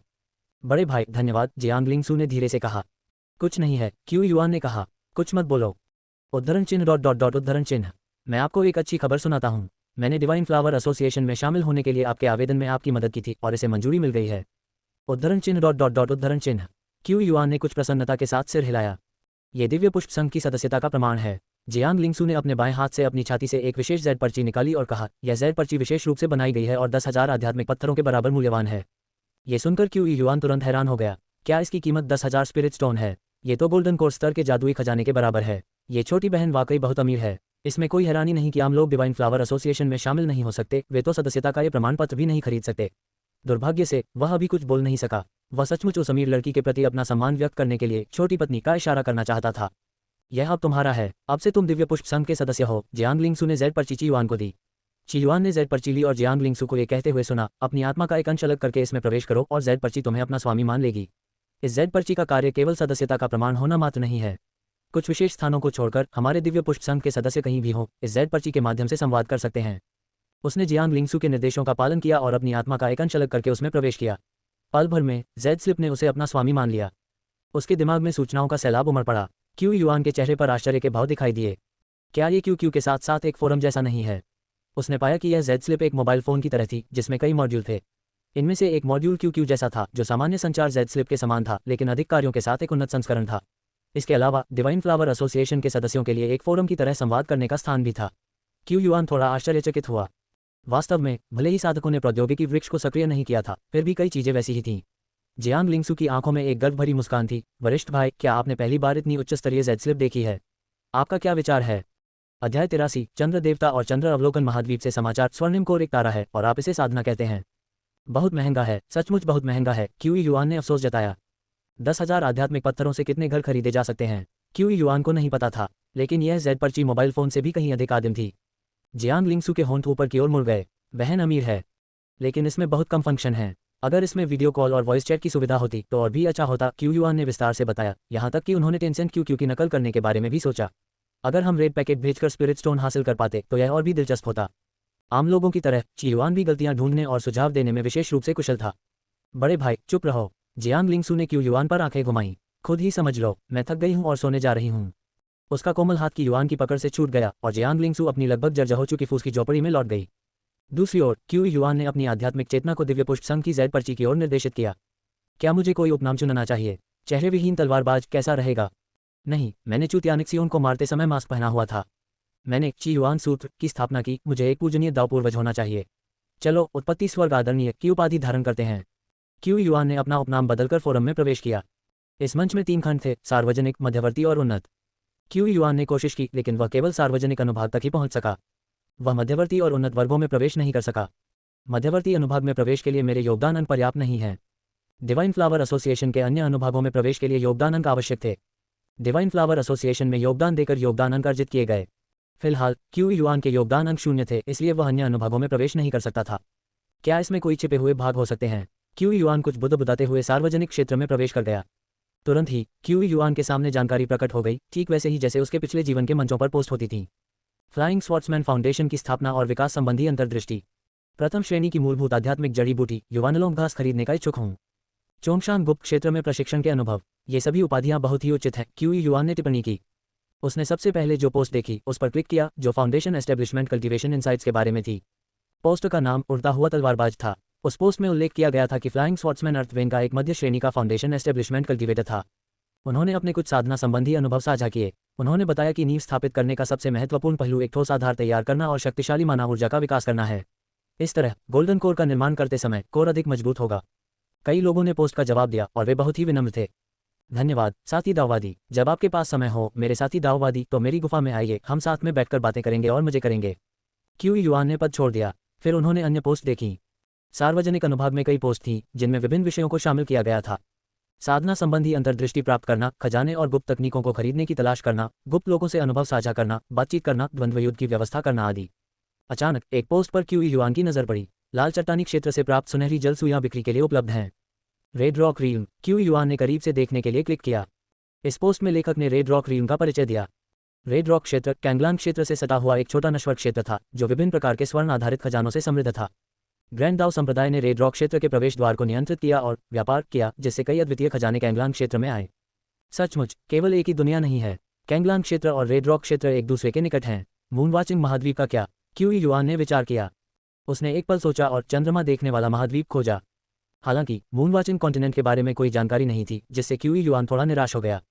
ऐसा लगता है कि यह खेल लोकप्रिय नहीं है। क्यू युआन ने इस बारे में सोचा और एक पोस्ट करने का फैसला किया। कुछ सोचने के बाद उन्होंने पोस्ट किया। अत्यंत चौंकाने वाली बात, मैंने तो स्वर्ग के मार्ग से अपनी नींव बनाई है, फिर भी मैं कितना दुर्भाग्यशाली हूँ। आप सभी विशेषज्ञों से मदद की गुहार लगा रहा हूँ। क्यू युआन को लगा कि उनके पदों के शीर्षक बहुत ही औपचारिक थे, इसलिए उन्होंने एक चौंकाने वाला शीर्षक चुना। स्वर्ग के मार्ग को प्राप्त करने और अपनी नींव स्थापित करने के बाद से मैं खोया हुआ महसूस कर रहा हूँ। स्वर्ग के मार्ग पर नींव रखना बहुत कठिन है और साधना तकनीकें मिलना भी मुश्किल है। मैं आप सभी विशेषज्ञों से एक गहन या दिव्य स्तर की तकनीक या दिव्य आत्मा को बढ़ाने वाली तकनीक की तलाश में हूँ। मैं मूल स्वर पूज्य भविष्य में निश्चित रूप से आपको इसका भरपूर प्रतिफल दूंगा। आइए इस पर चर्चा करें। वैसे क्या किसी को मून वाचिंग कॉन्टिनेंट के बारे में पता है? यहीं पर मुझे अपना दाव प्राप्त हुआ था और मैं वहां दोबारा जाना चाहता हूँ। ची युआन का पोस्ट सरल था। स्वर्ग के दाव के साथ अपनी नींव बनाते हुए मुझे एक तकनीक की आवश्यकता है। पदभार ग्रहण करने के बाद क्यू युआन ने दिव्य पुष्प संघ की जेड स्लिप से बाहर निकलकर अपनी दिव्य आत्मा को मजबूत करने के लिए 100 परिष्करण आत्मा संवर्धन तकनीक का अभ्यास जारी रखा। इस समय तक क्यू युआन की पोस्ट पहले ही काफी ध्यान आकर्षित कर चुकी थी। पूर्वी भूमि में ग्रीन क्लाउड अमर अवस्था। एक गुफा में सुनहरे वस्त्र पहने सुंदर चेहरे वाला एक युवक असाधारण दिख रहा था। उनकी चेतना डिवाइन फ्लावर एसोसिएशन की जेड स्लिप में प्रवेश कर गई। वह हर दिन सार्वजनिक अनुभाग में जाकर उन पोस्टों को देखता था जिनमें उसकी रुचि होती थी। दुर्भाग्यवश वे वरिष्ठ या साथी किसान बहुत ही मंदबुद्धि थे। अब तक उन्होंने डिवाइन फ्लावर एसोसिएशन में केवल 2 समान विचारधारा वाले मित्र बनाए थे और एक संचार समूह की स्थापना की थी। उसने सार्वजनिक अनुभाग में पोस्ट देखी और अचानक एक लंबी शीर्षक वाली पोस्ट ने उसका ध्यान आकर्षित किया। इतना लंबा, चौंकाने वाला, स्वर्ग के मार्ग के साथ नींव बनाना। सुनहरे कपड़े पहने व्यक्ति को उपाधि देखकर आश्चर्य हुआ। क्या ऐसा हो सकता है कि हमारे डिवाइन फ्लावर एसोसिएशन में किसी पुराने राक्षस का एक और वंशज हो? सुनहरे वस्त्र पहने वह व्यक्ति पृथ्वीशिरा का आधारभूत साधक था। वह स्वर्ग के मार्ग से नींव बनाने की कठिनाई को भलीभांति जानता था। इसके लिए दिव्य शिरा की ऊर्जा को ग्रहण करना आवश्यक था और स्वर्गीय शिरा की ची को पकड़ने के लिए यिन स्पिरिट या यहाँ तक कि यांग स्पिरिट स्तर के एक पुराने राक्षस को हरकत करनी पड़ी। ग्रीन क्लाउड स्टेट में इतने पुराने राक्षस अनगिनत वर्षों से प्रकट नहीं हुए थे। अब स्वर्ग के मार्ग पर आधारित नींव वाले किसी व्यक्ति को देखकर उसने स्वाभाविक रूप से सोचा कि वह किसी प्राचीन राक्षस का प्रिय वंशज होगा। इस तरह की विस्फोटक सामग्री पर क्लिक करना आवश्यक है। स्वर्ग के मार्ग को ग्रहण करना, स्वर्ग के मार्ग के साथ एक नींव बनाना। मूल स्वर्ग पूज्य, स्वर्गीय स्तर की तकनीक। सुनहरे कपड़े पहने वह आदमी स्तब्ध रह गया। ये स्वर्ग के मार्ग से जुड़ी एक नकली नींव होनी चाहिए। अचानक उसने अपनी जांघ पर थप्पड़ मारा। ये व्यक्ति प्रतिभाशाली है। मैंने अपनी पोस्ट में चौंकाने वाला शब्द का इस्तेमाल करने के बारे में क्यों नहीं सोचा? उन्होंने इस बारे में सोचा और ओरिजिन हेवन वेनेरेबल को मित्र के रूप में जोड़ने के लिए आवेदन किया। फिर उन्होंने खुद एक पोस्ट किया। चौंकाने वाली बात, 300 वर्षों के एकांतवास के बाद कुलपति जियांग्युन का एक 18 वर्षीय बच्चा है। कुलपति जियांग्युन सुनहरे वस्त्रधारी व्यक्ति के पुराने शत्रु थे। वह उसे हरा नहीं सका, इसलिए उसके पास यही एक विकल्प बचा था। अल्पविराम। उस रात क्यू युआन फिर से जेड स्लिप में दाखिल हुआ। वह दोबारा फोरम में दाखिल हुआ और थोड़ा हैरान रह गया। पहले जो मंच पूरी तरह से व्यवस्थित था, अब उसमें चौंकाने वाला शब्दों से शुरू होने वाली कुछ ध्यान खींचने वाली पोस्टें दिखाई देने लगी थीं। इस तरह की पोस्टें तो कुछ ही थीं, लेकिन वे काफ़ी लोकप्रिय प्रतीत हुईं और उन पर कई प्रतिक्रियाएं आईं। क्यू युआन ने अपनी पोस्ट चेक की। वह ये देखना चाहता था कि क्या उसे कोई समान विचारधारा वाले व्यक्ति मिले हैं। नीचे दी गई टिप्पणियों ने उन्हें थोड़ा आश्चर्यचकित कर दिया। इतनी कम उम्र में तुम सिर्फ डींगे हाँको। स्वर्ग के मार्ग के साथ नींव बनाना इतना आसान नहीं है। क्या आपके संप्रदाय या परिवार में ये आत्माएं हैं या यांग आत्माएं? आप सचमुच एक असाधारण व्यक्ति हैं। इन सभी टिप्पणियों में क्यू युआन के प्रति अविश्वास व्यक्त किया गया था। क्यू युआन ने इन टिप्पणियों को देखा और कहा, जैसा कि अपेक्षित था, सच्चे प्रतिभाशाली लोगों को अक्सर संदेह का सामना करना पड़ता है। क्यू युआन टिप्पणियों को स्क्रॉल करती रही। दुर्भाग्यवश कोई भी उसे गहन स्तर की या दिव्य स्तर की तकनीक सिखाने को तैयार नहीं था। एक टिप्पणी ने क्यू युआन का ध्यान आकर्षित किया। चंद्रमा अवलोकन महाद्वीप। यदि इसके नाम में चंद्रमा अवलोकन शब्द है तो यह संभवतः चंद्रदेव सम्राट के लोक से संबंधित है। कांगलांग क्षेत्र के सुदूर उत्तर में चंद्र सम्राट महल नामक एक पवित्र संप्रदाय है जो चंद्रदेव सम्राट की ताओ परंपरा का हिस्सा है। उत्तरदाता अज्ञात था। क्यू युआन चुपचाप सामग्री पढ़ रहा था। उसके मन में विचारों की बाढ़ आ गई थी। उसने जल्दी से पूछा, वरिष्ठ, चंद्र देवी कौन है? वह कहाँ है? मैं उनसे कैसे संपर्क कर सकता हूँ? कुछ ही देर में अज्ञात उत्तरदाता ने जवाब दिया, वह हजारों रूपों में अवतरित हो चुकी है और उसे शून्य के ऊपर स्थित कथित स्वर्गीय लोक में विराजमान होना चाहिए। ये सुनकर क्यू युआन चुप हो गया। भविष्य में चंद्र सम्राट महल का दौरा करना आवश्यक प्रतीत होता है। चंद्रमा अवलोकन महाद्वीप पर चंद्रमा सम्राट वंश मौजूद है। शायद यह एक संयोग है या शायद नहीं। चंद्रमा के देवता संप्रभु। क्यू युआन को फैंटेसी डे टेक्निक प्राप्त करते समय सुनाई देने वाला अवशिष्ट विचार याद आया। महान सूर्य का सामना एक बाहरी शत्रु से हुआ और अंततः वह उस शत्रु से पराजित हो गया, जिसके परिणामस्वरूप उसे परम भूमि में छिपने के लिए मजबूर होना पड़ा। क्या ये बाहरी शत्रु चंद्र देवात्मा थी या उससे कोई संबंध था? उस समय क्यू युआन का सामना केवल महान सूर्य की एक अवशिष्ट आत्मा से हुआ और उसे इसकी भारी कीमत चुकानी पड़ी। कोई कल्पना कर सकता है कि अपने चरम पर रहते हुए महान सूर्य को जिस शत्रु का सामना करना पड़ा होगा वह कितना शक्तिशाली रहा होगा। अमर प्राणियों और देवताओं के बारे में क्यू युआन को लगा कि यह उससे बहुत दूर की बात है। मैंने अभी अभी अपनी नींव रखी है, इन चीज़ों के बारे में सोचना अभी बहुत जल्दबाजी होगी। कम से कम मुझे गोल्डन कोर स्टेज तक पहुंचना होगा। इस विचार से क्यू युआन असहाय महसूस करने लगी। उनकी युआन सूत्र में आगे बढ़ने का कोई रास्ता नहीं था। उसे अपनी तकनीक को परिपूर्ण करने के लिए कुछ उच्च स्तरीय तकनीकों को सीखना पड़ा। श्वेत चांदनी, तुम कहाँ हो? जूलियान हुआ जैसी श्वेत चांदनी। क्यू युआन श्वेत चांदनी का ध्यान आकर्षित करने के लिए तरस रहा था। ची युआन को उम्मीद थी कि श्वेत चांदनी जूलियान हुआ की तरह धीरे से आएगी और विभिन्न तकनीकें लेकर आएगी। सफ़ेद चांदनी का इंतजार किए बिना ही क्यू युआन ने देखा कि उसे 2 फ्रेंड रिक्वेस्ट मिली हैं। लिंगनू। क्यू युआन हैरान था। क्या यह मेरी छोटी बहन है? उन्होंने अनुरोध स्वीकार कर लिया और एक संदेश भेजा। छोटी बहन, मैं इतनी अच्छी तरह से छिप गई थी और मैंने अपना उपनाम भी बदल लिया था। तुमने मुझे कैसे ढूंढ लिया? बड़े भाई, आपकी आभा तारों जैसी है। अगर मैं आपको न ढूंढ पाती तो मैं आपकी छोटी बहन न होती। ची युआन ने आह भरी, सचमुच, भले ही मैं बहुत शांत स्वभाव का रहा हूँ, फिर भी मैं अपनी प्रतिभा को छिपा नहीं सकता। उसने दूसरी फ्रेंड रिक्वेस्ट पर एक नज़र डाली। उसकी आंखें सिकुड़ गईं। महान सूर्य मरा नहीं है और वह तो मुझे ढूंढने के लिए वास्तविक दुनिया में भी आ गया है। फ्रेंड रिक्वेस्ट ग्रेट सन फ्लेम एम्परर नाम के किसी व्यक्ति की ओर से आई थी। नहीं, यह महज एक संयोग होगा। क्यू युआन ने थोड़ी देर सोचा और फ्रेंड रिक्वेस्ट स्वीकार कर ली। ग्रीन क्लाउड स्टेट में सुनहरे कपड़े पहने उस व्यक्ति ने अपना अनुरोध स्वीकार होते ही मुस्कुरा दिया। मित्र, तुम सचमुच अद्भुत हो। मैंने एक संदेश भेजा और सैकड़ों जवाब मिले। मैंने सार्वजनिक अनुभाग में पोस्ट किया और दर्जनों प्रतिक्रियाएं मिली, लेकिन कुछ ही लोगों ने जवाब दिया। मैंने तुम्हारा उदाहरण अपनाया और मुझे भी लगभग 100 जवाब मिले। तुम मेरे लिए उपकारक हो। ची युआन ने राहत की सांस ली। यह एक संयोग ही प्रतीत हुआ। यह महान सूर्य ज्वाला सम्राट वही महान सूर्य नहीं था। यदि मैं आपका उपकारक हूं तो आप मुझे कुछ दिव्य स्तर की तकनीकें या यहाँ तक कि गहन स्तर की तकनीकें क्यों नहीं देते? उद्धरण चिन्ह ... हे परम पूज्य, क्या आपको वास्तव में तकनीकों की आवश्यकता है? जी हाँ, तुरंत। मेरा एक संचार समूह है। मुझे लगता है कि हमारा भाग्य एक दूसरे से जुड़ा हुआ है। क्या आप इसमें शामिल होना चाहेंगे? उद्धरण चिन्ह डॉट डॉट डॉट। जरूर। कुछ समय बाद ही क्यू युआन को एक चैट ग्रुप में शामिल होने का निमंत्रण मिला। ची युआन ने चारों ओर देखा। उसे मिलाकर समूह में केवल 4 लोग थे। समूह का स्वामी महान सूर्यज्वाला सम्राट था। अन्य 2 के नाम रोग इमॉर्टल वेनेरेबल और आइस माउंटेन ओवरलॉर्ड रखे गए थे। दुष्ट अमर आदरणीय, वाह एक नया व्यक्ति। महान सूर्यज्वाला सम्राट, ये भाई वह है जिसने स्वर्ग के मार्ग से अपनी नींव रखी है। दुष्ट अमर आदरणीय, वाह बड़ा आदमी, एक साथी दाववादी।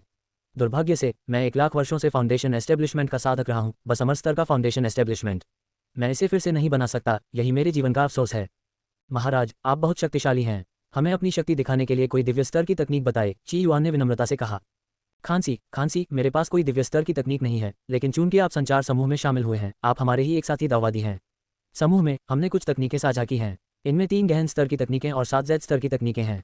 आप इन्हें देख सकते हैं, दुष्ट अमर आदरणीय ने कहा। ची युआन की आंखों में चमक आ गई। मैं इसे कैसे स्वीकार कर सकता हूँ? उन्होंने शीघ्र ही 3 गहन स्तर की तकनीकों और 7 जेड स्तर की तकनीकों तक पहुंच प्राप्त कर ली। हम सब भाई हैं। अगर आपके पास कोई तकनीक है तो आप उसे भी साझा कर सकते हैं। हम सब मिलकर दाव के मार्ग पर चल सकते हैं, महान सूर्यज्वाला सम्राट ने कहा। आप सब कितने दयालु हैं, क्यू युआन ने सोचा और समूह में शानदार तलवार को भी जोड़ दिया। उसने तुरंत उन तकनीकों को खोला और उन्हें याद कर लिया। स्वर्ग के पूजनीय, आप अद्भुत हैं। आपके पास प्रकाश के महल की शानदार तलवार भी है, महान सूर्यज्वाला सम्राट ने अपने पूर्व तिरस्कार को त्यागते हुए कहा। विशेषकर गौरवशाली तलवार जैसी गहन स्तर की तकनीक को प्रदर्शित करना यह दर्शाता है कि मूल स्वर्ग के पूजनीय व्यक्ति के पास कुछ शक्ति थी। हालांकि उन्हें अपनी बढ़ाई करना पसंद था, फिर भी उनमें कुछ ताकत बाकी थी। नहीं, मैं तो बस एक साधारण फाउंडेशन एस्टेब्लिशमेंट कल्टिवेटर हूँ। मैं तो बस एक साधारण अमर हूँ, दुष्ट अमर पूजनीय ने कहा। उन्हें लगा कि वे पहले अनाड़ीपन से बोल रहे थे, लेकिन मूल स्वर पूजनीय की बात दिलचस्प थी। मैं कभी कभार कुछ राक्षसों और दुष्ट साधकों को मार डालता हूँ। आप तो कमाल के हैं बड़े साहब। जब मैं चंद्रमा अवलोकन महाद्वीप पर था, तब मेरा सामना 3000 अलौकिक राक्षसों से हुआ। उन्हें तबाही मचाने से रोकने के लिए मैंने उन्हें एकदम गहरे भूमिगत क्षेत्र में फंसा दिया। 1 महीने तक उनसे लड़ाई की और अंत में उन सभी को मार डाला। अनंत काल तक लड़ाई लड़ी। ये सुनकर अच्छा लगा। क्या मैं भविष्य में इसका उपयोग कर सकता हूँ? महान सूर्यज्वाला सम्राट ने उत्साह से पूछा। कोई बात नहीं, क्यू युआन ने जवाब दिया। तकनीकें प्राप्त करने के बाद क्यू युआन जेड स्लिप से बाहर निकल गया। उन्हें लगा कि समूह में मौजूद दोनों लोग बहुत दयालु थे, लेकिन थोड़े अजीब भी थे। उन्होंने अपनी तकनीक को परिपूर्ण बनाने के लिए गहन और उन्नत स्तर की तकनीकों का अध्ययन शीघ्र ही शुरू कर दिया। मैंने अंततः ची युआन सूत्र को मध्य बुनियादी स्थापना चरण तक पूर्ण कर लिया है। दुर्भाग्य से साधना बहुत धीमी है। इस रफ्तार से तो उसे फाउंडेशन की स्थापना के मध्य चरण तक पहुंचने में कम से कम 5 साल लगेंगे। ये तकनीकें उन तकनीकों से कहीं बेहतर थीं जो उन्होंने ब्लैक माउंटेन संप्रदाय से प्राप्त की थीं। ची युआन ने आह भरी। उसे लगा कि महान शांत साम्राज्य बड़े स्थानों की तुलना में बहुत छोटा था, जैसे किसी गांव के स्तर की साधना इकाई हो। कुछ ही तकनीकों ने की युआन सूत्र को महत्वपूर्ण रूप से पूरक बनाया था, लेकिन वह खुद को असहाय महसूस कर रहा था। उनकी साधना की गति बहुत धीमी थी। प्रारंभिक फाउंडेशन की स्थापना से लेकर मध्य फाउंडेशन की स्थापना तक 5 साल का समय काफी तेज लग रहा था, लेकिन क्यू युआन के लिए यह बहुत धीमा था। कौन जाने कब काला मुर्गा बूढ़ा राक्षस अचानक अपनी नवदीक्षित आत्मा की अवस्था में पहुंचकर जाग उठेगा। नवजात आत्मा वाले एक पुराने राक्षस का सामना करते हुए क्यू युआन अभी भी डरा हुआ था। हालांकि उसने स्वर्ग के मार्ग के साथ अपनी नींव रखी थी, लेकिन उसे लगा कि सपने में उसने लकड़ी के घर में रहने वाले व्यक्ति को पीट दिया। लकड़ी के घर में चला गया, लेकिन लड़ाई नहीं जीत पाया, जिससे एक अधूरा काम रह गया। खेल कब शुरू होगा? क्यू युआन को लगा कि खेल में लड़ने से उसकी साधना में तेजी से वृद्धि होगी। चरणबद्ध तरीके से खेती करना बहुत धीमा था। श्वेत चंद्रमा, कृपया मुझे अपनी दिव्य आत्मा को बढ़ाने की तकनीक प्रदान करें। क्यू युआन ने पूरी श्रद्धा से प्रार्थना की। 100 परिष्करण आत्मा संवर्धन तकनीक से प्रतिदिन सीमित दिव्य आत्मिक शक्ति प्राप्त होती थी। उसे और अधिक तकनीकों की आवश्यकता थी ताकि वह उन्हें परिपूर्ण कर एक शक्तिशाली तकनीक में परिवर्तित कर सके। मेरी दिव्य आत्मा काफी मजबूत हो गई है। चलिए फिर से गेम आइकन खोलने की कोशिश करते हैं। ची युआन ने तुरंत अपनी चेतना को गेम के जेड स्लिप में फैला दिया। अल्पविराम। लियू फैंग, बहती हवा क्षेत्र। राक्षसी निंगताओ अब भी काले रंग की पोशाक पहने हुए एक पहाड़ की चोटी पर खड़ी थी। उसे गंभीर चोटें आई थीं। 5 शक्तिशाली आकृतियां निंगताओ को घेरे हुए थीं, जिनसे भयावह आभा निकल रही थी। अगर क्यू युआन यहाँ होता तो वह इन 5 को स्वर्गीय क्षेत्र स्तर के विशेषज्ञ के रूप में पहचान लेता। राक्षसी, अपने खजाने हमें सौंप दो और हम तुम्हें एक अक्षुवण शव के साथ छोड़ देंगे, अमर भाव वाले एक वृद्ध व्यक्ति ने लालच से भरी आंखों से कहा।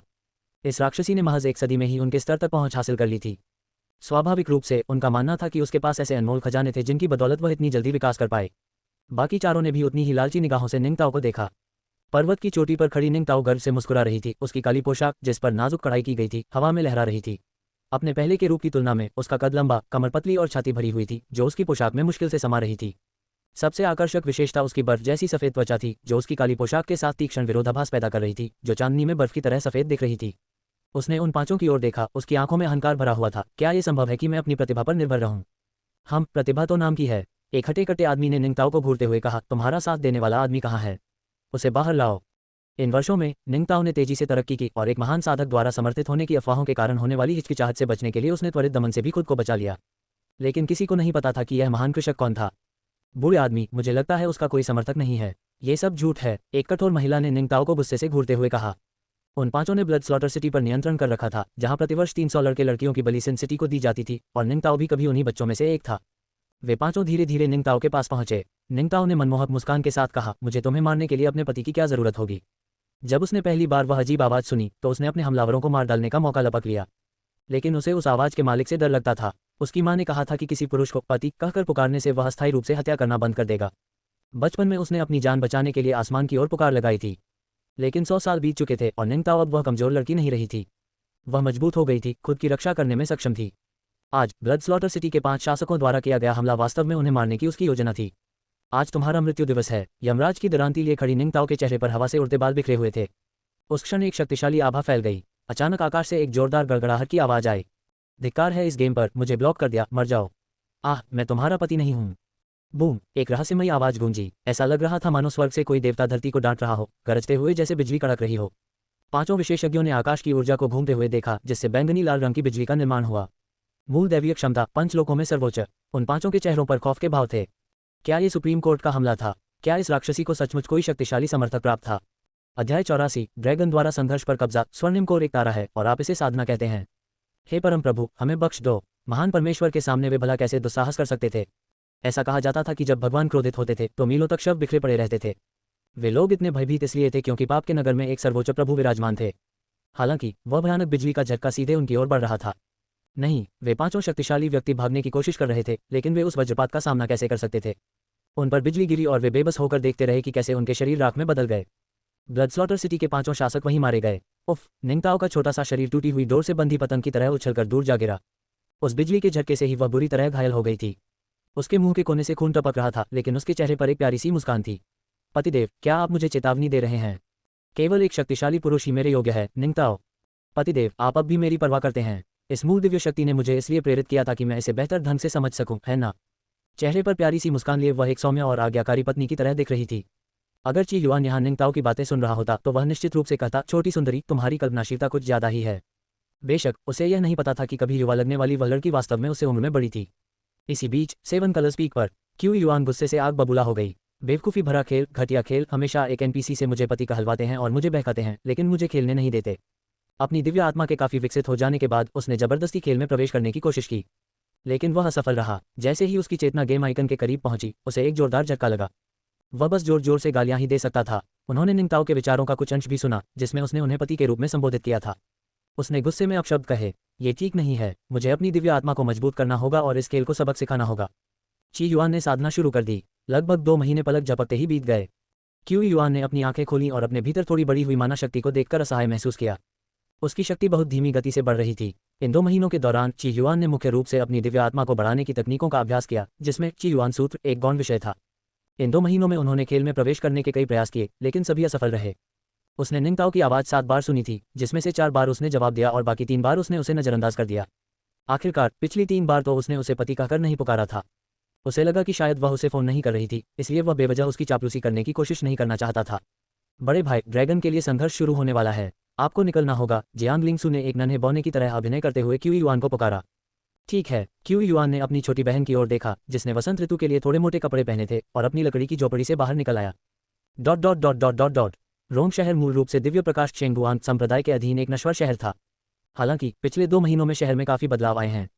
कभी कभी नश्वर प्राणी अमर प्राणियों को आकाश में उड़ते हुए देख लेते थे। कुछ लोगों ने 3 झांग ऊंचे पत्थर के दैत्यों को लकड़ी और बड़े बड़े पत्थर धोते हुए और शहर के बाहर महल बनाते हुए देखा। 2 महीने से भी कम समय में कई महल बनकर तैयार हो गए थे। रोम शहर के बाहर का दृश्य अमर लोगों के स्वर्ग जैसा प्रतीत होता था। इसी क्षण आकाश में प्रकाश की 3 धाराएं तेजी से गुजरीं। आवाजें ची युआन के कानों तक पहुंची। राजधानी में दिव्य ड्रैगन अमरलोक के खुलने के कारण ही महान शांग एक नश्वर राष्ट्र से अमर राष्ट्र में परिवर्तित हुआ। दिव्य ड्रैगन अमरलोक में अनेक गुप्त खजाने हैं। महान शांग ने इन खजानों और संसाधनों का उपयोग करके राष्ट्र की सबसे शक्तिशाली शक्ति का निर्माण किया, ज्ञानवान श्वेत बालों वाले कानफुलों ने कहा। हालांकि हाल के वर्षों में राक्षसी इच्छा संप्रदाय के उदय के साथ महान शांग अब पहले जितना शक्तिशाली नहीं रहा। डोंग जियान ने बिना विचलित हुए सुना। महान शांग राजवंश का पतन अपरिहार्य था। उसका इरादा महान शांग राजवंश की पूर्व गौरवशाली स्थिति को बहाल करने का नहीं था। उनके लिए उनकी अपनी ताकत ही शक्ति का सच्चा मापदंड थी। अब रोम शहर के बाहर एक दूसरा ड्रैगन अमरलोक खोजा गया है। इसलिए ड्रैगन के लिए संघर्ष का स्थान रोंग शहर के ड्रैगन अमरलोक में स्थानांतरित कर दिया गया है। ये जानकारी गुप्त नहीं थी। अगर क्यू युआन को पता न होता तो कान फुलो समझाने की जहमत ही नहीं उठाता। ये सुनकर क्यू युआन ने टिप्पणी की, तो ड्रैगन के लिए ये संघर्ष सिंहासन के लिए लड़ाई और संसाधनों के लिए होड़ दोनों है। लेकिन क्यू युआन को यह अजीब लगा। रोंग शहर दिव्य प्रकाश संप्रदाय के इतना करीब था और दूसरे दिव्य ड्रैगन अमर क्षेत्र के खुलने के साथ तार्किक रूप से यह संप्रदाय के नियंत्रण में होना चाहिए था। हालांकि क्यू युआन को याद आया कि इस संप्रदाय में कई समस्याएं प्रतीत होती थीं। इसलिए यह कोई बड़ी समस्या नहीं थी। संप्रदाय का मुखिया एक जासूस था और कई वरिष्ठों और शिष्यों को उससे समस्याएं थीं। यहाँ तक कि संप्रदाय के गुरु के दामाद कान फुलो को भी कुछ समस्याओं का सामना करना पड़ा। ची युआन को लगा कि शायद वह पूरे संप्रदाय में एकमात्र निर्दोष व्यक्ति है। इस बार हमारे 3 मुख्य शत्रु हैं, फ्लोटिंग माउंटेन द्वारा समर्थित प्रथम राजकुमार, डेमोनिक डिजायर सेक्ट द्वारा समर्थित 7वां राजकुमार और पैलेस ऑफ लाइट द्वारा समर्थित सबसे युवा 18वां राजकुमार। प्रकाश का महल। क्यू युआन की आंखें चमक उठीं। क्या उसका श्वेत चंद्रमा प्रकाश आ रहा था? प्रकाश के महल की पूर्वी भूमि में गहरी जड़ें हैं। इस बार उन्होंने ब्रेकिंग वुल्फ नामक एक दिवंगत फाउंडेशन एस्टेब्लिशमेंट साधक को भेजा है। वह बुरे इरादों के साथ आया है, इसलिए हमें सावधान रहना होगा, कान फुलो ने चेतावनी दी। ची युआन ने अपनी तलवार को तेज किया। महान शांग बहुत गरीब था। यह मात्र एक ग्राम स्तरीय इकाई थी। अब तक उन्हें महान शांग में एक भी गहन स्तर की तकनीक का सामना नहीं करना पड़ा था। लेकिन प्रकाश के महल से आए जूलिया नहुआ, जिन्होंने अपने पहले श्वेत चांदनी गीत के लिए एक प्रमुख स्थान से शुरुआत की थी, एक गहन स्तर की तकनीक रखते थे। ग्रेट शांग में पहली श्वेत चांदनी का दुखद अंत हुआ। आने वाली दूसरी श्वेत चांदनी पहले से कहीं अधिक शक्तिशाली होनी चाहिए, इसलिए उनके द्वारा ले जाई गई वस्तुएं भी बेहतर हो सकती हैं। इससे क्यू युआन बहुत उत्साहित हो गया। ... खांसी। आदमी बिस्तर पर लेटा हुआ था। उसका चेहरा पीला पड़ गया था। हर खांसी के साथ ताज़ा खून निकल रहा था और उसकी खांसी रुकी नहीं रही थी। पिताजी, 18वें राजकुमार ने चिंता से देखते हुए कहा। खांसने वाला यह व्यक्ति महान शांग साम्राज्य का सर्वोच्च शासक था। हमें अकेला छोड़ दो, बैंगनी सुनहरे रंग के गाउन में सजी और राजसी ढंग से दिख रही महारानी ने आदेश दिया। तुम्हारे पिता को आराम करने की जरूरत है। 18वें राजकुमार अनिच्छुक प्रतीत हुए लेकिन अंततः चले गए। उस विशाल महल में केवल महान शांग साम्राज्य के सम्राट और महारानी ही शेष रह गए थे। जिटोंग, मैं आभारी हूं कि मेरे उपचार के लिए एकांतवास के दौरान आपने राज्य के मामलों का प्रबंधन किया। यह आपके लिए कठिन रहा होगा, सम्राट ने महारानी का हाथ थामते हुए कहा। अचानक ही महारानी खड़ी हो गईं। महाराज, आपको आराम करना चाहिए। इतना कहकर महारानी सीधे रवाना हो गईं। उसे और भी लोगों से मिलना था। स्वाभाविक रूप से वह रुकना और इस कठपुतली जैसे सम्राट के साथ रहना नहीं चाहती थी। खांसी। महल में सम्राट की खांसी और भी तेज होती गई, जो पहले से कहीं अधिक दयनीय लग रही थी। इसी बीच 18वें राजकुमार रोंग शहर में स्थित अपने अस्थायी महल में लौट आए। अंदर जाने से पहले उसने अंदर से एक महिला के हौंफने की आवाज़ सुनी। उनके चेहरे के भाव बदल गए। अंदर मौजूद महिला उनकी राजकुमारी पत्नी थी। वह बाहर खड़ा था, देखने में किसी हिजड़े जैसा लग रहा था। उसी क्षण एक उपहासपूर्ण आवाज़ सुनाई दी। 18वें राजकुमार, चूंकि आप वापस आ गए हैं, अंदर आ जाए। मुझे अच्छा लगता है जब आप देखते हैं। 18वें राजकुमार ने तुरंत अपना सिर झुकाया और विनम्र मुस्कान के साथ अंदर प्रवेश किया। Mister breaking wolf. उसने नजर घुमाई तो देखा कि उसकी पत्नी बिस्तर पर लेटी हुई थी। उसकी आंखों में स्नेह भरा था और उसके शरीर पर एक पतला सा घूंघट लिपटा हुआ था। ब्रेकिंग वुल्फ पहले से ही तैयार था। उसकी आंखें किसी विषैले सांप की तरह तेज थीं। कैसा रहा? 18वें राजकुमार ने अपना सिर नीचे झुकाया और बुदबुदाया, माँ, वह मुझसे बात नहीं करना चाहती। बेकार। ब्रेकिंग वुल्फ ने मन ही मन बड़बड़ाते हुए 18वें राजकुमार को और भी नीचा दिखाया। लेकिन ऐसे निकम्मे 18वें राजकुमार को नियंत्रित करना उनके लिए आसान था। चूंकि महारानी हमारे प्रकाश महल के साथ सहयोग नहीं करना चाहती, इसलिए हम इसे अभी के लिए छोड़ देते हैं। ब्रेकिंग वुल्फ की आंखों में थोड़ी सी नाराजगी झलक रही थी। उसने पूछा, क्या दिव्य प्रकाश संप्रदाय के लोग आ गए हैं? वे अभी अभी महल में पहुंचे हैं। 18वें राजकुमार ने विनम्रतापूर्वक सिर झुकाया और फुसफुसाते हुए कहा, श्रीमान ब्रेकिंग वुल्फ, मेरे 17वें भाई एक अच्छे इंसान हैं। दिव्य ड्रैगन अमरलोक में, क्या आप उन्हें भेज सकते हैं? 17वें भाई का नाम डोंगजियान था। 18वें राजकुमार की तरह डोंगजियान को भी पसंद नहीं किया जाता था। डोंगजियान ने हमेशा उसका अच्छे से ख्याल रखा था और उनका रिश्ता मजबूत था। तुम्हारे लिए मैं उसकी जान बख्श सकता हूँ, लेकिन डिवाइन लाइट सेक्ट के उन दोनों का मुझे ख्याल रखना होगा। ब्रेकिंग वुल्फ की आंखों में जानलेवा इरादे की एक झलक दिखाई दी। जूलिया नहुआ की मृत्यु महान शांग साम्राज्य में हुई थी, जिसे डिवाइन फ्लावर एसोसिएशन ने मार डाला था। ब्रेकिंग वुल्फ के लिए यह बहुत बड़ी शर्मिंदगी थी। 100 राष्ट्रों की योजना का नेतृत्व उनके गुरु ने किया था। एक बार सफल हो जाने पर प्रकाश के महल में उसके स्वामी की स्थिति में काफी सुधार होगा। हालांकि जूलिया नहुआ की हत्या डिवाइन लाइट सेक्ट के पास हुई थी। हालांकि उसकी हत्या डिवाइन फ्लावर एसोसिएशन ने की थी, लेकिन डिवाइन लाइट सेक्ट की इसमें निश्चित रूप से संलिप्तता थी। दिव्य प्रकाश संप्रदाय के इन दोनों में से कौन अधिक शक्तिशाली है? ब्रेकिंग वुल्फ ने कुछ याद करते हुए पूछा। 5 लाइट पीक का कान फुलो अधिक शक्तिशाली है। वह फाउंडेशन एस्टेब्लिशमेंट का एक दिवंगत साधक और संप्रदाय प्रमुख का दामाद होने के साथ साथ 5 लाइट पीक के नेता का अंतिम शिष्य भी है। 18वें राजकुमार कान फुलो से मिल चुके थे और उन्हें उनका लंबा परिचय याद था। वह महान शांग के शीर्ष 10 प्रतिभाओं में भी शीर्ष 3 में शामिल हैं। महान शांग की शीर्ष 10 प्रतिभाओं से तात्पर्य राज्य के 10 सबसे उत्कृष्ट फाउंडेशन एस्टेब्लिशमेंट साधकों से था। महान शांग की 10 सबसे बड़ी प्रतिभाएं। ब्रेकिंग वुल्फ ने उपहास उड़ाया। पूर्वी क्षेत्रों की प्रतिभाशाली प्रतिभाओं की सूची में उनका स्थान शीर्ष 700 में था। स्वाभाविक रूप से वह महान शांग के 10 सबसे प्रतिभाशाली व्यक्तियों को नीचा समझता था। उसके लिए एक तलवार ही उन्हें मार सकती थी। चले जाओ, मेरा दोस्त मौज मस्ती करने आ रहा है और उसे दूसरों का उसे देखना पसंद नहीं है। ब्रेकिंग वुल्फ ने ठंडे लहजे में आदेश दिया। 18वें राजकुमार अब भी चेहरे पर चापलूसी भरी मुस्कान लिए आज्ञाकारी भाव से चले गए। अल्पविराम। बुरा नहीं, मेरे फाउंडेशन एस्टेब्लिशमेंट कॉटेज से भी ज्यादा आलीशान, क्यू युआन ने महल में रहते हुए टिप्पणी की। उसने सोने के प्यालों और जैद की प्लेटों को देखा और उन्हें 7 कलर्स पीक वापस ले जाने की इच्छा जताई। कान फुल और शांत रहीं, जल्द ही हमें मिलना होगा।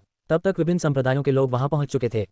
सभी राजकुमार भी यहां मौजूद थे। उन्हें मिलना था और फिर ड्रैगन के लिए संघर्ष शुरू करने के लिए सेलेस्टियल ड्रैगन इमॉर्टल दायरे को खोलना था। क्यू युआन ने उत्साह से सिर हिलाया। वह ब्रेकिंग वुल्फ अपने व्हाइट मूनलाइट से मिलने के लिए उत्सुक था।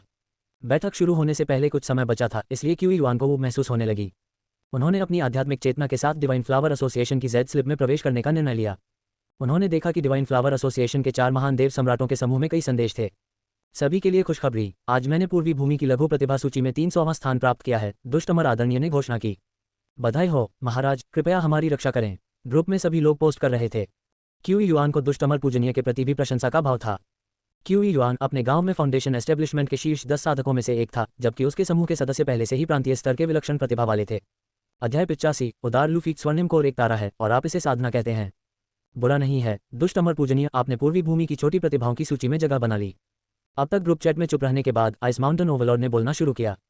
दुष्ट अमर आदरणीय ने तुरंत जवाब दिया, मैं आपकी बराबरी नहीं कर सकता अधिपति बहन। ऐसा प्रतीत होता था कि दुष्ट अमर पूजनीय व्यक्ति बर्फ पर्वत अधिपति से कुछ हद तक भयभीत था। महान सूर्य ज्वाला सम्राट ने आगे कहा, दुष्ट अमर पूजनीय, आगे बढ़ते रहो और पूर्वी भूमि की मुख्य प्रतिभा सूची में अपना नाम दर्ज कराओ। कुछ देर चैट में चुपचाप देखने के बाद क्यू युआन को आखिरकार समझ आ गया। पूर्वी भूमि की विलक्षण प्रतिभा सूची में पूर्वी भूमि के 60 वर्ष से कम आयु के शीर्ष 1000 विलक्षण प्रतिभाओं का रिकॉर्ड है। स्मॉल प्रोडिजी लिस्ट उन लोगों के लिए एक सहायक सूची है जो मुख्य प्रोडिजी लिस्ट में जगह नहीं बना पाते हैं। बहरहाल ये दोनों ही महान शान की शीर्ष 10 सूची से कहीं बेहतर हैं। प्रशंसा से भरे क्यू युआन ने जानकार समूह के सदस्यों के बारे में सोचा और पूछा, क्या आप में से कोई पैलेस ऑफ लाइट के ब्रेकिंग वुल्फ को जानता है? अपने शत्रु को जानो और तुम हर लड़ाई जीत जाओगे। ब्रेकिंग वुल्फ, मैंने तो उसके बारे में कभी सुना ही नहीं। अरे नवागंतुक, अब हमारे पास डिवाइन फ्लावर एसोसिएशन में 3 के बजाय 4 सम्राट हैं, आइस माउंटेन ओवरलॉर्ड ने कहा। दुष्ट अमर आदरणीय ने तुरंत कहा, स्वर्ग के आदरणीय, क्या आपका सामना ब्रेकिंग वुल्फ से हुआ है? वह पूर्वी भूमि के मुख्य विलक्षण प्रतिभा सूची में शीर्ष 700 में स्थान रखता है। विलक्षण प्रतिभा सूची में शामिल सभी लोग अपने से ऊंचे दर्जे के प्रतिद्वंद्वियों को चुनौती देने की क्षमता रखते हैं। प्रकाश का महल दिव्य पुष्प संघ का शत्रु है। आपको दिव्य पुष्प संघ के साथ अपने संबंध का खुलासा नहीं करना चाहिए, अन्यथा ब्रेकिंग वुल्फ निश्चित रूप से आपको नहीं छोड़ेगा। ची युआन आश्चर्यचकित और प्रसन्न दोनों था। प्रतिद्वंद्वी की स्पष्ट शक्ति को देखकर आश्चर्यचकित और इस बात से प्रसन्न कि इस श्वेत चंद्र प्रकाश के पास अवश्य ही कई मूल्यवान वस्तुएं होंगी। इस बिंदु पर महान सूर्य ज्वाला सम्राट ने भी चिंता व्यक्त की। उत्पत्ति स्वर्ग आदरणीय, यदि आपके पास स्वर्ण कोर की शक्ति नहीं है तो भेड़िया तोड़ने से बचना बुद्धिमानी होगी। महान सूर्य ज्वाला सम्राट को प्रकाश महल की गतिविधियों के बारे में कुछ जानकारी थी। ब्रेकिंग वुल्फ किसी छोटे से स्थान पर मामलों को संभाल रहा था, लेकिन उसे ठीक ठीक पता नहीं था कि वह स्थान कहाँ है। अब ऐसा प्रतीत हुआ कि मूल स्वर्ग के पूजनीय द्वारा प्राप्त गौरवशाली तलवार प्रकाश महल के किसी व्यक्ति से आई थी। ब्रेकिंग वुल्फ उस सम्मान को पुनः प्राप्त करने के लिए वहां गया था। आप सभी की चिंता के लिए धन्यवाद, लेकिन मैं स्वर्ग के मार्ग का आधारभूत साधक, उससे क्यों डरूंगा? क्या आप भी स्वर्ग के मार्ग की एक संस्थापक संस्था हैं? आइस माउंटेन ओवरलॉर्ड ने पूछा। बिल्कुल, उस दिन मैंने 3000 अलौकिक राक्षसों से युद्ध किया, स्वर्ग के मार्ग को प्राप्त किया और अंततः अपनी नींव स्थापित की। क्यू युआन ने शांत भाव से उत्तर दिया। आइस माउंटेन ओवरलॉर्ड एक पल के लिए रुका और फिर जल्दी से बोला, ओरिजिन हेवन वेनेरेबल वाकई प्रभावशाली है। साधना जगत में एक और दिग्गज का उदय हो रहा है। समूह की प्रशंसा को महसूस करते हुए क्यू युआन को लगा कि समूह के सदस्य ही सर्वश्रेष्ठ हैं। अन्य लोग यह नहीं मानते थे कि उसने स्वर्ग के मार्ग पर अपनी नींव रखी है, लेकिन समूह के सदस्य मानते थे। उसे कुछ याद आया और उसने पूछा, क्या ब्रेकिंग वुल्फ के पास कोई शक्तिशाली तकनीक है? धन संपन्नता से भरपूर सफेद चांदनी एक अच्छी सफेद चांदनी होती है। ब्रेकिंग वुल्फ का स्वामी विंड फ्यूरी ट्रू लॉर्ड है, जो नेसेंट सोल के अंतिम चरण का एक शक्तिशाली योद्धा है। ब्रेकिंग वुल्फ के पास कई मूल्यवान वस्तुएं होनी चाहिए, ग्रेट सन फ्लेम सम्राट ने कहा। आपको सावधान रहना होगा। फिर आइस माउंटेन ओवरलॉर्ड ने कहा, विंड फ्यूरी, मैंने उसे देखा है। वह कोई महान व्यक्ति नहीं था। उसने एक बार गुप्त रूप से एक छोटे से देश पर कब्जा कर लिया था ताकि एक जादुई खजाने को शुद्ध कर सके। अगर उसका मालिक इतना शक्तिशाली न होता तो मैं उसकी राख बहुत पहले ही बिखेर देता। रोग इमॉर्टल वेनेरेबल ने आगे कहा। आइस माउंटेन ओवरलॉर्ड अभी भी विस्मयकारी है। बड़ी बहन, मुझे गले लगाओ। ची युआन ने तुरंत चापलूसी की, क्योंकि वह जानती थी कि आइस माउंटेन ओवरलॉर्ड एक महत्वपूर्ण हस्ती होंगी। कहावत है कि अगर कोई महिला 3000 साल बड़ी हो जाए तो वह अमर हो सकती है। क्यू युआन को उम्मीद थी कि वह भी उनके साथ आगे बढ़ेगा। आइस माउंटेन ओवरलॉर्ड की कुछ देर प्रशंसा करने के बाद क्यू युआन बहुत उत्साहित महसूस करते हुए चैट से बाहर निकल गया। मुझे किसी एकांत जगह की तलाश करने का बेसब्री से इंतजार है। सीनियर ब्रदर क्यू युआन, अब चलने का समय हो गया है। डोंग जियान की आवाज ने बीच में ही बात काट दी। क्यू युआन ने अपने विचारों को एकत्रित किया। Dot dot dot dot dot dot. महल में लोगों का एक समूह अपने हाथ पीठ के पीछे बांधकर खड़ा था। क्यू युआन डोंग जियान के पास खड़ी थी और भीड़ को ऐसे देख रही थी मानो किसी को ढूंढ रही हो। हॉल में अधिक से अधिक लोग जमा होते गए। 12 राजकुमार, सभी ने बड़े अजगरों की कढ़ाई वाले सुनहरे वस्त्र पहन रखे थे। उनके पीछे फाउंडेशन एस्टेब्लिशमेंट के विभिन्न भावों वाले किसान खड़े थे। लंबे कद और दाढ़ी वाले प्रथम राजकुमार सबसे आगे खड़े थे। उसके पीछे फ्लोटिंग माउंटेन के 2 फाउंडेशन एस्टेब्लिशमेंट तलवारबाज खड़े थे, जिनसे एक तीक्ष्ण आभा निकल रही थी। साधारण साधकों को इन दोनों को देखकर ऐसा महसूस हुआ मानो उनकी आंखों में तलवारें चुभ गई हों। उसी क्षण एक आवाज़ क्यू युआन के कानों तक पहुंची। वरिष्ठ बहन ने एक गहन स्तर की तकनीक विकसित की है। फ्लोटिंग माउंटेन और डिवाइन लाइट संप्रदाय के फाउंडेशन एस्टेब्लिशमेंट के साधकों को एक हाथ से वश में किया जा सकता है। यह एक प्रसारण था। कभी कभी क्यू युआन को आसपास अजीब आवाज़ें सुनाई देती थी, कुछ बातचीत होती थी, कुछ विचार होते थे और कुछ संदेश होते थे। अब उसकी आवाज़ सुनाई दी। उसकी आंखें चमक उठीं। ये छोटी सी प्यारी बच्ची कौन थी जिसके पास इतनी उन्नत तकनीक थी? ची युआन की निगाहें पूरे हॉल में घूमती रहीं और अंत में डेमोनिक डिजायर सेक्ट की एक मोहक महिला साधिका पर आकर टिक गईं। इस महिला साधिका ने चमकीले लाल रंग की पोशाक पहनी हुई थी। उसका शरीर अतिशयोक्तिपूर्ण रूप से सुडौल था। पतली कमर और भरी हुई छाती के साथ पोशाक से उसकी गोरी त्वचा का काफी हिस्सा दिखाई दे रहा था। गहरी क्लीवेज और गोल मटोल कर्व्स को बिना किसी तरह से ढकने की कोशिश किए स्पष्ट रूप से प्रदर्शित किया गया था। हालांकि यह प्रभावशाली था, लेकिन क्यू युआन को लगा कि यह उसकी छोटी बहन जियांग लिंगसू की तुलना में कुछ भी नहीं था। उसकी छोटी बहन के कपड़े ढीले थे, लेकिन उनमें अपार क्षमता छिपी हुई थी। ची युआन की आंखें मशाल की तरह उस महिला साधिका पर टिकी हुई थीं। सफेद चांदनी। अब उसके पास एक और व्हाइट मूनलाइट थी। उसे उस पर नजर रखनी पड़ती थी। उन्होंने पाया कि यदि वे किसी व्यक्ति पर ध्यान केंद्रित करें, उसके करीब रहें और उसका लक्ष्य स्पष्ट हो, तो वे शायद उनके विचारों को सुन सकेंगे। क्या होगा अगर डेमोनिक डिजायर सेक्ट की यह महिला साधिका किसी तकनीक का इस्तेमाल कर रही थी और उसने उसे सुन लिया? महिला साधिका लूफी ने मानो क्यू युआन की तीव्र निगाहों को महसूस कर लिया था। वह शरारती मुस्कान के साथ उसकी ओर मुड़ी और बोली, भाई क्यू युआन, मुझे इस तरह घूरने से मुझे शर्म आ रही है।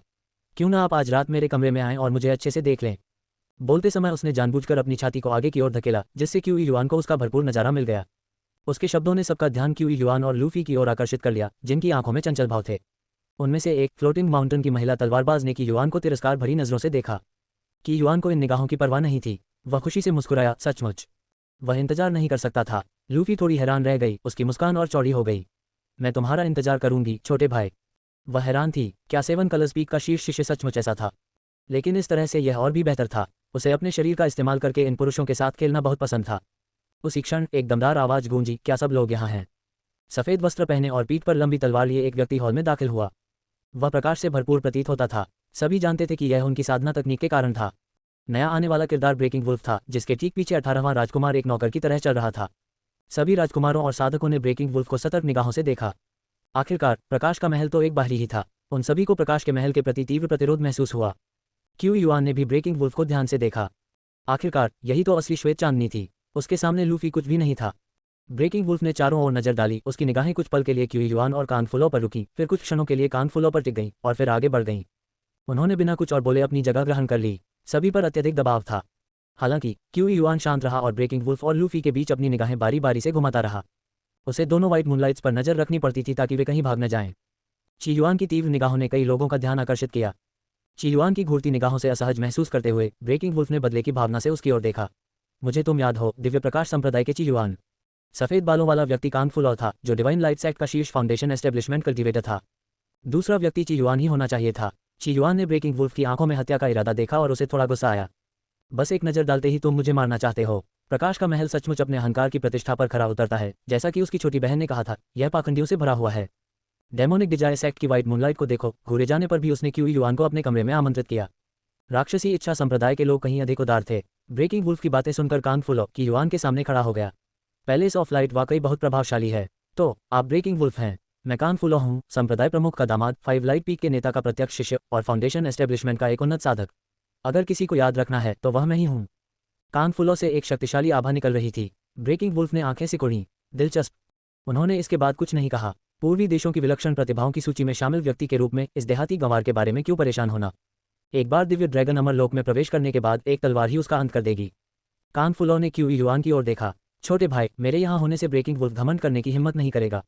धन्यवाद बड़े भाई। अपने बड़े भाई के समर्थन से क्यू युआन ब्रेकिंग वुल्फ और लूफी को और भी ध्यान से देखने लगा। उसकी निगाहें दोनों के बीच घूम रही थीं। ये देखकर कानफुलों को कुछ हद तक असहाय महसूस हुआ। फ्लोटिंग माउंटेन की महिला तलवारबाज ने कभी कभी क्यू युआन की ओर देखा। उसके चेहरे पर झिझक और तिरस्कार का मिला जुला भाव था। सभी लोग हॉल में खड़े थे। अचानक एक तीखी आवाज सुनाई दी, सम्राट आ गए हैं। सभी ने ऊपर देखा। राजसी पोशाक पहने एक खूबसूरत महिला के सहारे महान शांत साम्राज्य के सम्राट धीरे धीरे अंदर चले आए। चलते समय उसे खांसी आ रही थी। उसका चेहरा पीला और कमजोर दिख रहा था। ऐसा लग रहा था मानो वह किसी भी क्षण गिर जाएगा। ची युआन ने सम्राट की ओर एक नजर डाली। यह एक साधारण सम्राट है जो गंभीर रूप से घायल और बीमार है, और सामान्य परिस्थितियों में उसके पास जीने के लिए केवल 1 महीना बचा है। एक वृद्ध सम्राट, कमजोर और मरणासन, जिसमें किसी भी प्रकार की शाही गरिमा नहीं थी। महाराज नमस्कार, महारानी नमस्कार। सभी ने बुनियादी शिष्टाचार का पालन करते हुए सिर झुकाया। महान शांत सम्राट ने भीड़ की ओर देखा। कुछ देर खड़े रहने के बाद ही उनकी सांस फूलने लगी और महारानी को उन्हें सहारा देकर ड्रैगन सिंहासन तक ले जाना पड़ा। उनके बगल में बैठी महारानी सम्राट से कहीं अधिक प्रभावशाली थीं। 2 दिनों में दिव्य ड्रैगन अमरलोक खुल जाएगा और ड्रैगन के लिए संघर्ष शुरू हो जाएगा। सेलेस्टियल ड्रैगन अमरलोक में अनेक खजाने मौजूद हैं। इस संघर्ष के नियम सरल हैं। जो भी सबसे मूल्यवान खजाने प्राप्त करेगा वही महान शांत का भावी सम्राट होगा। महारानी ने कम शब्दों में लंबा भाषण नहीं दिया। महज कुछ शब्दों के बाद ही राजकुमारों की सांसें तेज हो गईं। कुछ ने अपनी मुट्ठी भींच ली, कुछ गंभीर दिख रहे थे, जबकि अन्य उदासीन प्रतीत हो रहे थे। उन्हें संघर्ष से कोई उम्मीद नहीं थी। डोंग जियान भी कुछ हद तक उत्साहित था। वह महान शांत का सम्राट भी बनना चाहता था। सम्राट का स्वास्थ्य ठीक नहीं है, सब लोग यहाँ से चले जाओ, महारानी ने तुरंत कहा। उनके जाने से पहले सम्राट ने एक शब्द भी नहीं बोला था। भीड़ के मन में मिलीजुली भावनाएं थीं, जबकि क्यूई युआन लूफी को घूरती रही, यह उम्मीद करते हुए कि वह उसके विचारों को समझ सकेगी। उसकी निगाहें पड़ते देख लूफी ने मोहक मुस्कान के साथ कहा, आज रात मेरे साथ खेलो छोटे भाई, मैं तुम्हारे लिए अपना दरवाजा थोड़ा खुला छोड़ दूंगी। इतना कहकर अपने आकर्षक व्यक्तित्व के साथ लूफी 7वें राजकुमार के पीछे पीछे बाहर चली गई। भीड़ भी धीरे धीरे तितर बितर होने लगी। फ्लोटिंग माउंटेन की महिला तलवारबाज लूफी की पीठ को देख रही थी। उसने अपनी सपाट छाती पर एक नजर डाली और गुस्से से सोचा, बेशर्म। Dot dot dot dot dot dot. जैसे ही रात हुई, क्यूई युआन वहां से निकलकर लूफी यानी श्वेत चांदनी के साथ खेलना चाहता था, लेकिन वह अभी जा नहीं सकता था। सीनियर ब्रदर कान फुलो ने आज रात एक आगंतुक का जिक्र किया। कुछ ही समय बाद 2 युवा साधक हॉल में दाखिल हुए, जिनसे तेज तलवार जैसी ऊर्जा निकल रही थी। प्रणाम वरिष्ठ भाई कान, कनिष्ठ भाई क्यूई। नए आने वाले लोग फ्लोटिंग माउंटेन से आई फाउंडेशन एस्टेब्लिशमेंट के 2 किसान थे। पुरुष साधक का नाम लेई वेन था और महिला का नाम म्याओली था। जब म्याओली ने हॉल में प्रवेश किया तो उसने कुछ नाखुशी के साथ क्यूई युआन की ओर देखा। कान फुलो ने उनका गर्मजोशी से स्वागत किया। कृपया बैठिए। लेई वेन और म्याओली अपनी अपनी सीटों पर बैठ गईं। लेई वेन ने कहा, ड्रैगन के लिए इस संघर्ष में हमारे गुरु ने कहा था कि राज्य के मामलों में बाहरी लोगों का कोई हस्तक्षेप नहीं होना चाहिए। हमें पहले दिव्य प्रकाश संप्रदाय के साथ मिलकर प्रकाश महल को खदेड़ना चाहिए, फिर अन्य मामलों पर चर्चा करनी चाहिए। लेई वेन ने सीधे मुद्दे पर बात की। कान फुलो ने सिर हिलाया। ये बात समझ में आती है। हमारे गुरु ने भी हमें यही निर्देश दिया था कि महान शांत को प्रकाश महल के नियंत्रण में नहीं आना चाहिए। यदि महान शांत प्रकाश के महल के नियंत्रण में आ गया तो तीनों प्रमुख संप्रदायों को नुकसान उठाना पड़ेगा। मैंने पहले ही विभिन्न संप्रदायों के फाउंडेशन एस्टेब्लिशमेंट के अन्य साधकों से संपर्क कर लिया है। 5 हमारे साथ सहयोग करने को तैयार हैं। कुछ और भी हैं जो डिवाइन लाइट संप्रदाय के अधिक निकट हैं। कृपया उनसे संपर्क करें। लेई वेन ने कान फुलो और चियुआन को अपना उद्देश्य स्पष्ट रूप से बताते हुए कहा। महान शांत राजवंश में 3 प्रमुख संप्रदाय सर्वोच्च थे। अन्य संप्रदायों को 3 प्रमुख संप्रदायों का समर्थन प्राप्त था और उन सभी के साथ किसी न किसी प्रकार के संबंध थे। चिंता मत करो, ये छोटी सी बात है, कान फुलो ने गर्मजोशी से कहा। पैलेस ऑफ लाइट का ब्रेकिंग वुल्फ बेहद शक्तिशाली है। उसे वश में करने के लिए हमें आपकी और हमारी छोटी बहन की मदद की जरूरत होगी, लेई वेन ने कहा, लेकिन उन्होंने क्यूई युआन का जिक्र नहीं किया। आखिरकार क्यूई युआन एक नया फाउंडेशन एस्टेब्लिशमेंट कल्टिवेटर था जिसकी युद्ध शक्ति कम थी। सहमत हूँ, कान फुलो ने सिर हिलाया। महान शांत के साथी दाववादियों के रूप में हमें अपने साझा शत्रु के विरुद्ध एकजुट होकर खड़ा होना चाहिए। सभी लोग एक समझौते पर पहुंच गए। फ्लोटिंग माउंटेन के 2 तलवारबाज जाने की तैयारी करने लगे। उसी क्षण पहले चुप रही म्याओली ने धीरे से कहा, लूफी निर्दयी है और यिन की पूर्ति के लिए यान को अवशोषित करने वाली तकनीकों का अभ्यास करती है। कुछ लोगों को उसकी सुंदरता से धोखा नहीं खाना चाहिए। इतना कहकर म्याओली लेई वेन के साथ चली गई। म्याओली की बातों से क्यों युआन असमंजस में पड़ गया। उसे उसकी मंशा समझ नहीं आ रही थी। उसने कुछ देर सोचा और फिर कान फुलो से कहा, बड़े भाई म्याओ बहन आपको लूफी के आकर्षण में न पड़ने की चेतावनी दे रही हैं। कान फुलो dot dot dot dot dot dot. रात के समय अर्धचंद्र वाले आकाश के नीचे क्यूई युआन ने चुपके से आगे बढ़ने की तकनीक का इस्तेमाल करते हुए महल छोड़ दिया। महल में तेज रोशनी थी और किसान इधर उधर घूम रहे थे। क्यूई युआन की चुपकर की गई गतिविधि किसी की नजर में नहीं आई।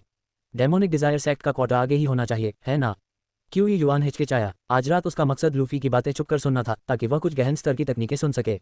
आखिरकार वह बड़ी बहन दयालु थी और उसे अपने कमरे में बुला रही थी। क्यूई युआन जाने में बहुत शर्मा रहा था, इसलिए उसने चुपकर बातें सुनने का फैसला किया। ऐसी और कहानियों के लिए हमारे चैनल पर बने रहें और लाइक, सब्सक्राइब तथा कमेंट करना न भूलें।